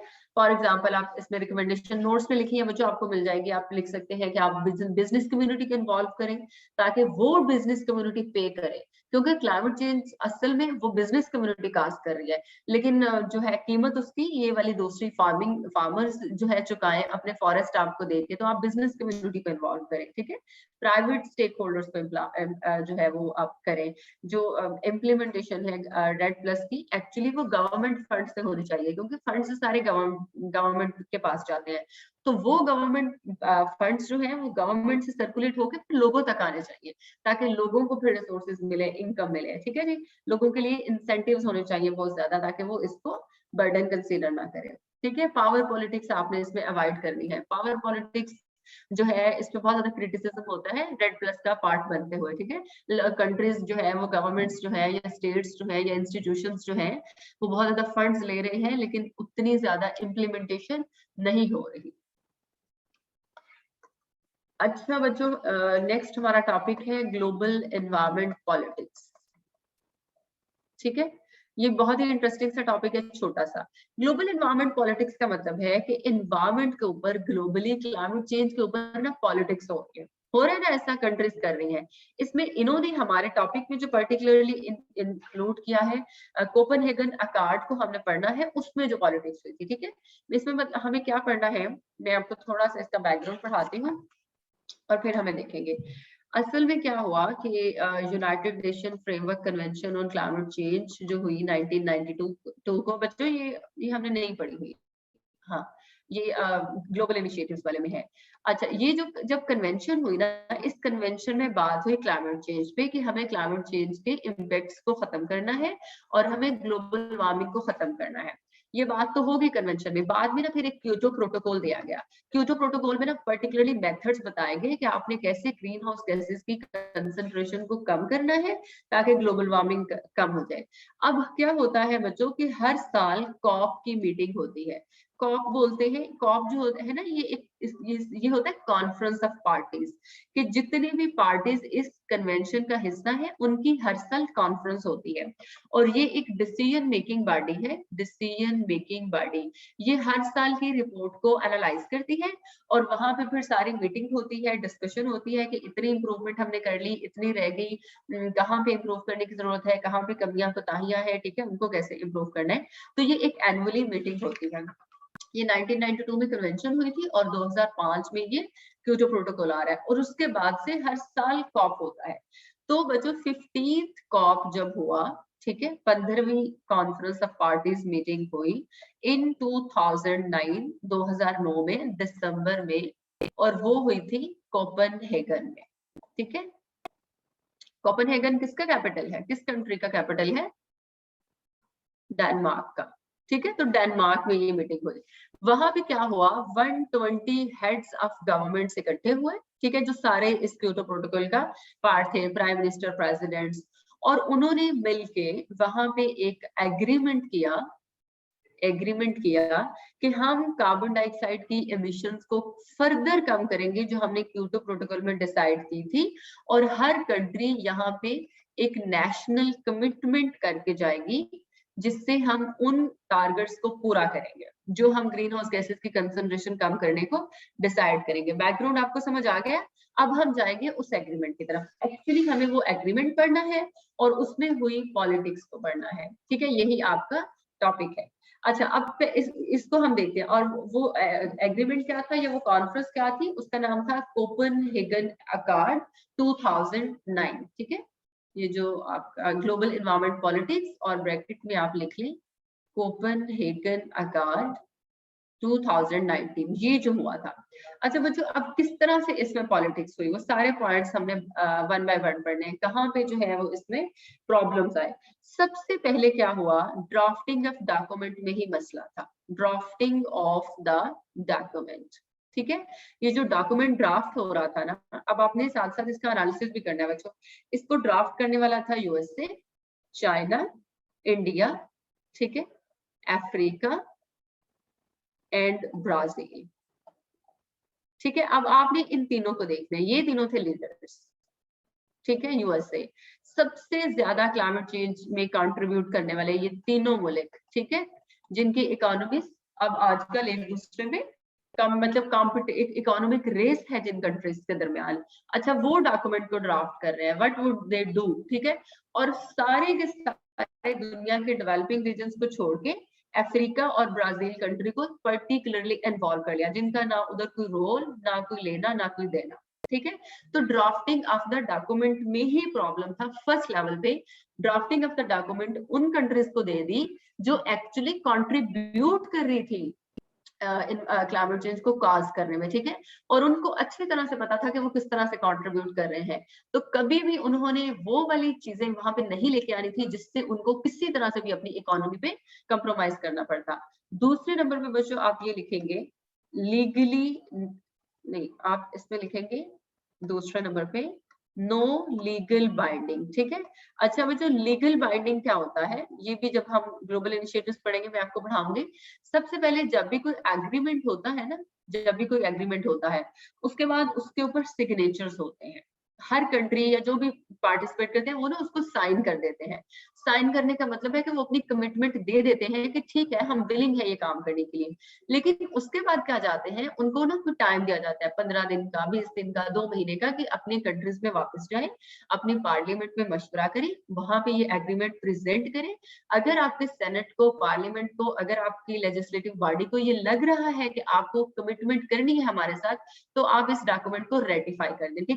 रेटिफिकेशन नेक्स्ट लेवल होता है सिग्नेचर के। सिग्नेचर करना मैटर नहीं करता, फिर आपने उस डॉक्यूमेंट को, उस एग्रीमेंट को रेटिफाई करना होता है। और जब रेटिफिकेशन हो जाती है तो उसको फिर सबमिट करवाना होता है, टू यूनाइटेड नेशंस। जब ये सारे स्टेप कंप्लीट हो जाते हैं तो आपका डॉक्यूमेंट लीगल हो जाता है, वो लीगली बाइंडिंग उसकी हो जाती है। ऐसे डॉक्यूमेंट की सूरत में क्या करते हैं कि कंट्रीज को आंसरेबल बनाया जा सकता है, ठीक है। उनके ऊपर चेक्स एंड बैलेंस रखा जा सकता है, चेक्स रखे जाते हैं, और फिर एक दूसरे को रिस्पॉन्सिबल किया जा सकता है, भी आपने ये कमिटमेंट पूरी नहीं की, आपने ये स्टेप नहीं लिया, ठीक है, कोई किसी के साथ ऐसे ऊंच नीच नहीं कर सकता। लेकिन इस डॉक्यूमेंट की रेटिफिकेशन ही नहीं हुई, ठीक है, कोपेनहेगन अकॉर्ड की रेटिफिकेशन तक मामला ही नहीं पहुंचे। लीगली बाइंडिंग का इन्होंने यहाँ पे कॉन्सेप्ट ही नहीं रखा, और लीगली बाइंडिंग ना रखने का कॉन्सेप्ट सिर्फ यूएसए, चाइना और इंडिया का प्रोपेगेंडा था, सो दैट बाद में इन तीनों को कोई आंसरेबल ना कर सके। ठीक है, कमिटमेंट्स जारी कर देंगे, लेकिन अगर ये तीनों उनको फुलफिल ना करेंगे तो इनके ऊपर कोई इनको मॉनिटर करने वाला, पूछने वाला ना हो, सो दैट इन्होंने लीगल अपने डॉक्यूमेंट को लीगल ही नहीं करवाया, क्योंकि कोपेनहेगन अकॉर्ड के उस एग्रीमेंट के ये तीनों लीडर थे। ठीक है, ये सेकंड पॉलिटिक्स हुई। थर्ड बच्चों आप लिखेंगे ड्राफ्टिंग, ड्यूरिंग द ड्राफ्टिंग जो उन्होंने कमिटमेंट्स की। अब उस कमिटमेंट्स को भी हम इन तीनों कंट्रीज पे देखेंगे। फर्स्ट में हम अगर हम चाइना को देख लें तो इन्होंने क्या कमिटमेंट की। एट फर्स्ट लेवल अगर आप लिखें तो China refused to accept any binding limit on emission. इसने क्या किया कि इन्होंने चाइना ने क्लियर कट कहा कि अगर आप मुझे कोई भी लिमिट देते हैं ना कि इस लिमिट पे ले आए अपनी एमिशंस को, तो आई विल नॉट एक्सेप्ट। ठीक है, इसने एक्सेप्ट करने से इनकार कर दिया कि मैं कोई नई लिमिट को एक्सेप्ट नहीं करूंगा जब तक हम उन पुरानी लिमिट्स को पूरा ना कर सके। सेकंड जो चाइना ने पॉइंट दिया, उसने कहा कि जो भी हमारे यहाँ आप नए प्रोसेसेस इंट्रोड्यूस करवाएंगे उस पे हम कोई निगोशिएशंस नहीं करेंगे। ठीक है, no negotiations on any process. और वो कौन से प्रोसेस होंगे? जो न्यू लिमिट्स को इंट्रोड्यूस करवा रहे होंगे। ठीक है, हम ऐसे कोई प्रोसेसेस अपनी कंट्रीज में नहीं स्टार्ट करने वाले जिनसे हम न्यू लिमिट्स सेट करें और फिर उन नई लिमिट्स को हम फुलफिल करते रहें। ठीक है, तो ये चाइना की कमिटमेंट्स थी, ये एक चाइना का एटीट्यूड था ड्यूरिंग द ड्राफ्टिंग। बल्कि आप थर्ड में लिखें एटीट्यूड्स ड्यूरिंग ड्राफ्टिंग। ठीक है, जब ये डॉक्यूमेंट ड्राफ्ट हो रहा था तो कंट्रीज के ये एटीट्यूड्स थे। इनके कमिटमेंट्स मैं आपको बाद में पढ़ाऊंगी। ये फर्स्ट चाइना का ये एटीट्यूड था ड्राफ्टिंग ऑफ द डॉक्यूमेंट। अच्छा, अब यूएसए का एटीट्यूड देखें। यूएसए का एटीट्यूड ये था ड्राफ्टिंग ऑफ द डॉक्यूमेंट कि यूएसए के सेनेट ने उसी वक्त क्या किया, एक रेजोल्यूशन पास की। रेजोल्यूशन उसको बोलते हैं बर्ट हेगल रेजोल्यूशन, का नाम आपको याद रखने की जरूरत नहीं है। और उस रेजोल्यूशन में क्लियर कट लिखा यूएसए इज नॉट सिग्नेचरी, कि यूएसए तो सिग्नेचरी ही नहीं है ऑफ प्रीवियस क्योटो प्रोटोकॉल। आपको पता है क्योटो प्रोटोकॉल को यूएसए ने कभी भी साइन नहीं किया। यूएसए सिग्नेचरी नहीं है प्रीवियस क्योटो प्रोटोकॉल का, तो फिर हम न्यू कमिटमेंट्स भी नहीं करेंगे। ठीक है, जब हमने पुरानी कमिटमेंट्स ही साइन नहीं की तो हम न्यू कमिटमेंट्स भी नहीं करेंगे। और अप टिल देन तब तक नहीं करेंगे, साथ एक फर्दर लाइन ऐड कर दी, जब तक डेवलपिंग कंट्रीज पार्ट नहीं करेंगे। ठीक है, उन्होंने कहा कि ये सारी की सारी कमिटमेंट्स डेवलपिंग कंट्रीज पे भी लागू की जाए, इम्प्लीमेंट की जाए। जब डेवलपिंग कंट्रीज मान जाएंगी कि हम भी इतनी लिमिट्स पे लेके आएंगे ग्रीन हाउस गैसेस की कंसंट्रेशन को, देन वी विल कंसीडर। अच्छा जी, थर्ड में अगर आप इंडिया का बिहेवियर या एटीट्यूड देखेंगे, सो जो इंडिया का जो एटीट्यूड था दैट वाज एक्सेप्टेबल। ठीक है, मतलब इनका एटीट्यूड बहुत सॉफ्ट था और बड़ा मॉडरेट से रेंज में था। India was willing to accept the limits. अच्छा जी, टू सम एक्सटेंट। फोर्थ में बच्चों आप लिखें इनके कमिटमेंट्स, कि इन्होंने कमिटमेंट्स क्या की। ठीक है, कि हम किस तरह से लिमिट्स को पूरा करेंगे। सबसे पहले आप अगर हम चाइना की कमिटमेंट्स की बात करते हैं तो चाइना ने क्या कहा कि जो 2005 में लेवल सेट हुआ था ना कमिटमेंट्स का, 2005 में जो लेवल सेट हुआ था कमिटमेंट्स का, उसको बेस बनाते हुए 2020 में हम गैसेस की कंसंट्रेशन को 17% बिलो ले जाएंगे। ठीक है, एटलीस्ट 17% जो है वो अपनी जो हमारी एमिशंस होंगी उसको हम कम कर देंगे। 42% जो है वो हम अल्टरनेटिव एनर्जी रिसोर्सेज पे चले जाएंगे, अल्टरनेटिव एनर्जी रिसोर्सेज पे। बच्चों कीप इन माइंड ये 2009 की बात है, कंपेयर मत करेंगे। अब तो कंट्रीज बहुत ज्यादा स्टेप्स ले रही है। ठीक है, नो डाउट अब एक रेस स्टार्ट हो चुकी है ग्रीन इनिशिएटिव्स लेने की, बट इट वाज इन 2009 जब चाइना इमर्जिंग में भी नहीं आ रहा था। उस वक्त ये इकोनॉमीज इमर्ज हो रही थी, उस वक्त ये अफोर्ड नहीं कर सकती थी बाइंडिंग लिमिट। ठीक है, तो इस चीज से कंफ्यूज या परेशान आप लोगों ने नहीं होना।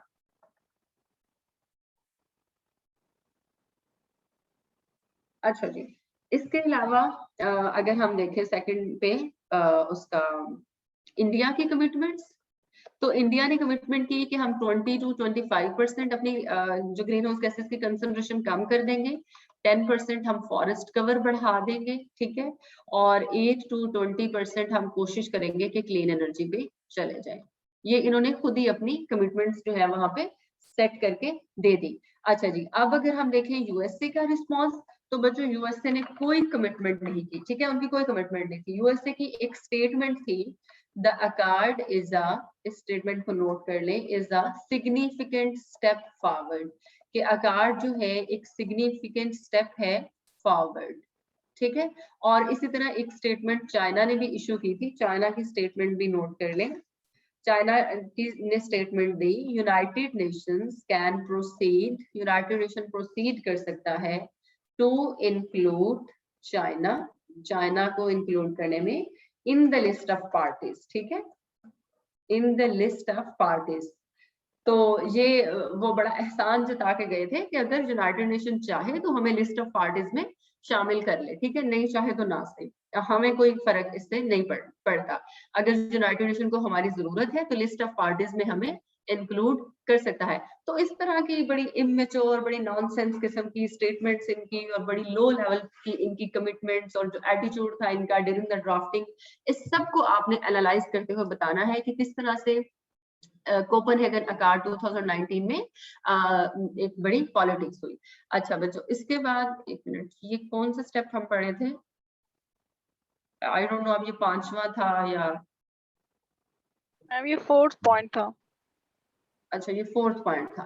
अच्छा जी, 5th पॉइंट में बच्चों आप लिखेंगे ब्लेम गेम, ठीक है, ब्लेम गेम। इसमें आप कन्फ्लिक्ट्स को थोड़ा सा डिस्क्राइब करेंगे। अब इसमें प्रॉब्लम ये थी, हु विल लीड, ठीक है, अब इसको लीड करेगा, who will take the lead, मतलब इस सारे प्रोसेस की, हु इज रिस्पॉन्सिबल, ठीक है, रिस्पॉन्सिबल कौन है, एंड हु शुड जो है या हु शुड और who will pay the cost, ठीक है।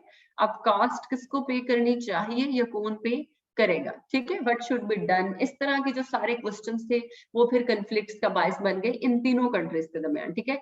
अब प्रॉब्लम ये थी क्योंकि ये तीनों कंट्रीज जो है दे वर ऑब्सेस्ड विद देयर ग्रोथ, ठीक है, दे वर ऑब्सेस्ड विद देयर इकोनॉमीज, वो कभी भी ये अफोर्ड नहीं कर सकती थी। आपको पता है यूएस से चाइना की फेमस ट्रेड वार जो है वो है, इनकी इकोनॉमिक रेस है। अब जो इंडिया है वो इमर्जिंग इकोनॉमीज में आ रहा था, तो ये किसी तरह भी अफोर्ड नहीं कर सकते थे कि हम इन कमिटमेंट्स को पूरा करें, या हम लीड ले लें, या हम रिस्पॉन्सिबिलिटी ले लें, ठीक है। अच्छा, ये आपका हो गया complete politics of Copenhagen accord.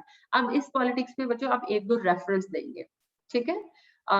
For example, according to economist, एक बहुत फेमस इकोनॉमिस्ट है ऑफ अमेरिका, ठीक है, अमेरिकन इकोनॉमिस्ट है, नेम है विलियम क्लाइन, ठीक है। अच्छा, उन्होंने ना एनालिसिस किया इस कोपेनहेगन अकॉर्ड 2019 पे, तो उन्होंने कहा कि ये जो इंडिया इतना रिलेक्टेंट है या ये जो यूएसए रिलेक्टेंट है, तो उसकी रीजन उनकी ना इकोनॉमीज है, वो दे आर, मतलब वो बहुत मजबूर है, या वो उस पोजीशन में नहीं है कि वो इस तरह के बोल्ड स्टेप्स ले लें, क्योंकि उससे फिर उनकी इकोनॉमीज डेंजर में चली जाती है और अपनी इकोनॉमीज पे कोई कंट्रीब्यूट नहीं करता। पर्टिकुलरली अगर हम डेवलपिंग रीजन्स की या इंडिया की बात करें, देखिए 2 डिग्री राइज इन टेम्परेचर अगर होता है ना, 2 डिग्री राइज इन टेम्परेचर, ये इस इकोनॉमिस्ट का ही एनालिसिस मैं आपको दे रही हूँ। तो इस 2 डिग्री राइज इन टेम्परेचर होने से यूएसए की जो प्रोडक्टिविटी है एग्रीकल्चर की, वो सिर्फ 6% बिलो जाएगी, ठीक है।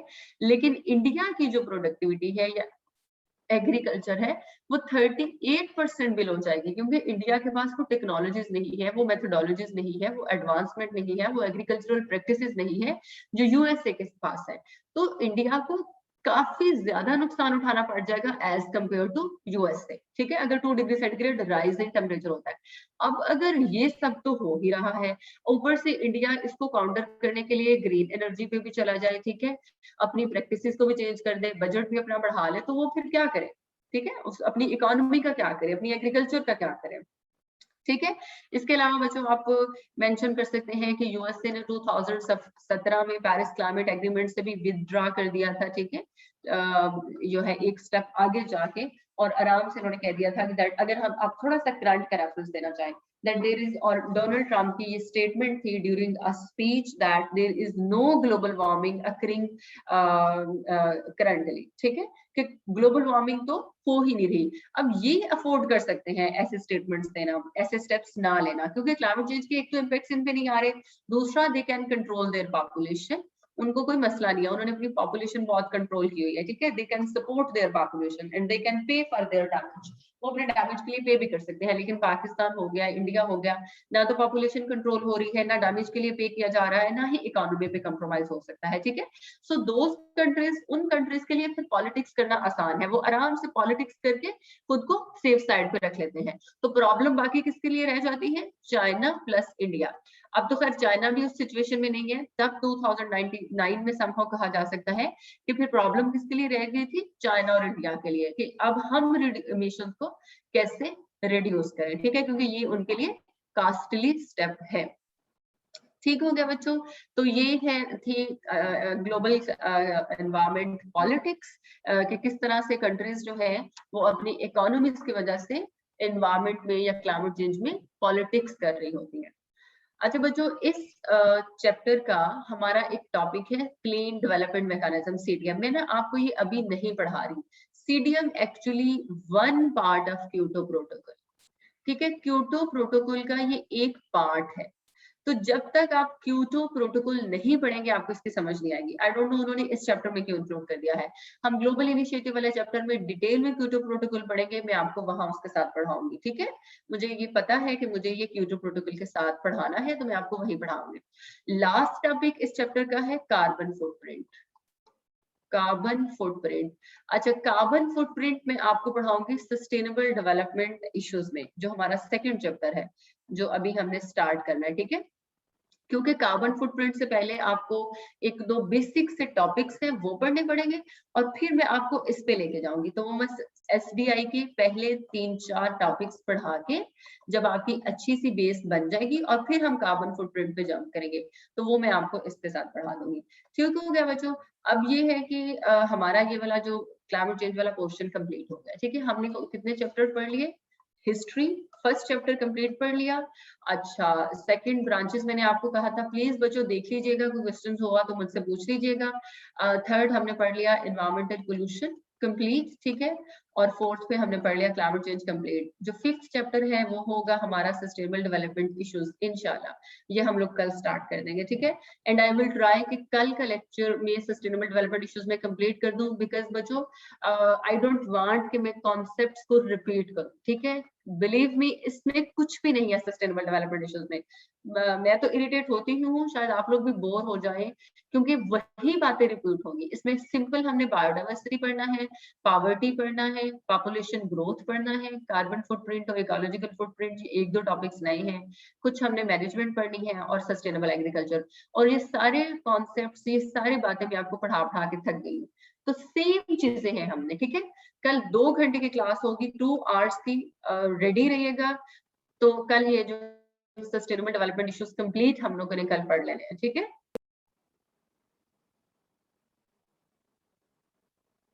बच्चों अगर आपको मेरी आवाज बिल्कुल क्लियर आ रही है, आप में से हर कोई मुझे सुन सकते हैं ना?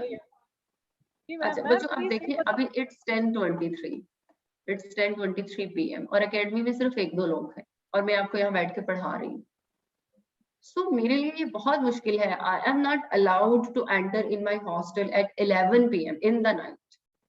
मुझे हर सूरत 10:30 पे हॉस्टल वापस जाना है। मैं क्या करूंगी? अगर मैं कल 9 बजे क्लास स्टार्ट करती हूँ तो 10:30 तक हम ये चैप्टर कंप्लीट नहीं कर सकते। इसलिए मैं हॉस्टल से क्लासेस ले रही थी, क्योंकि सर शफीक ने मेरी क्लासेस लेट नाइट रख दी थी। लास्ट टाइम मेरा बैच था 4 से 6 PM। अब मैं आपको कहती हूँ उसमें कर लें, वो आप नहीं मान रहे। तो मैं पूरे 4 बजे अकेडमी आ जाती थी, 6 बजे तक मैं बच्चों को पढ़ाती थी, और 2 घंटे में मैंने उनको बहुत अच्छा पढ़ाया।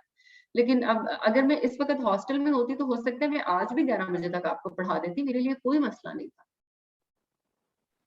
मैम तो वो सुबह वाला जो टाइम था वो ठीक नहीं था?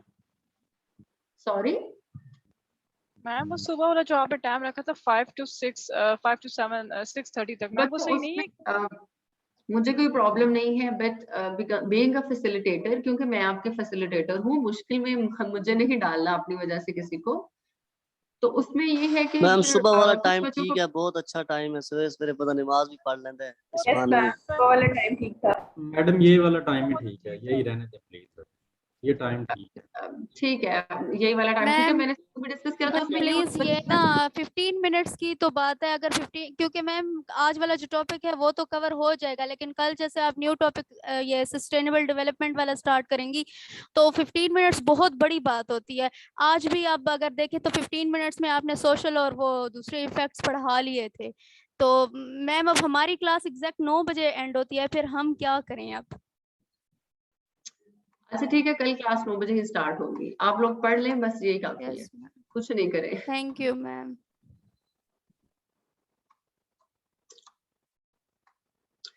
चले, एनी हाउ बच्चों, कोई क्वेश्चन है आपका तो पूछ ले। No ma'am.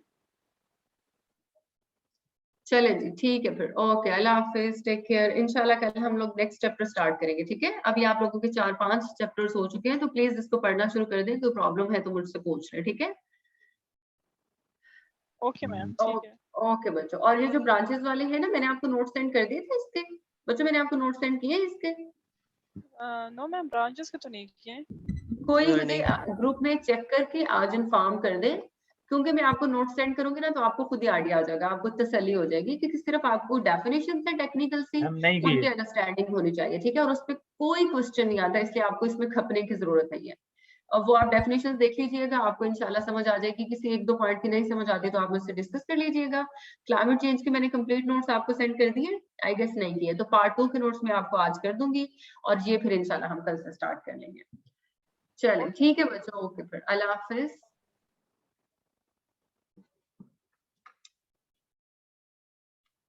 ओके, आप लोग क्लास लीव कर सकते हैं, मैं 7 से कह देती हूँ वो क्लास एंड कर देंगे। I am going now.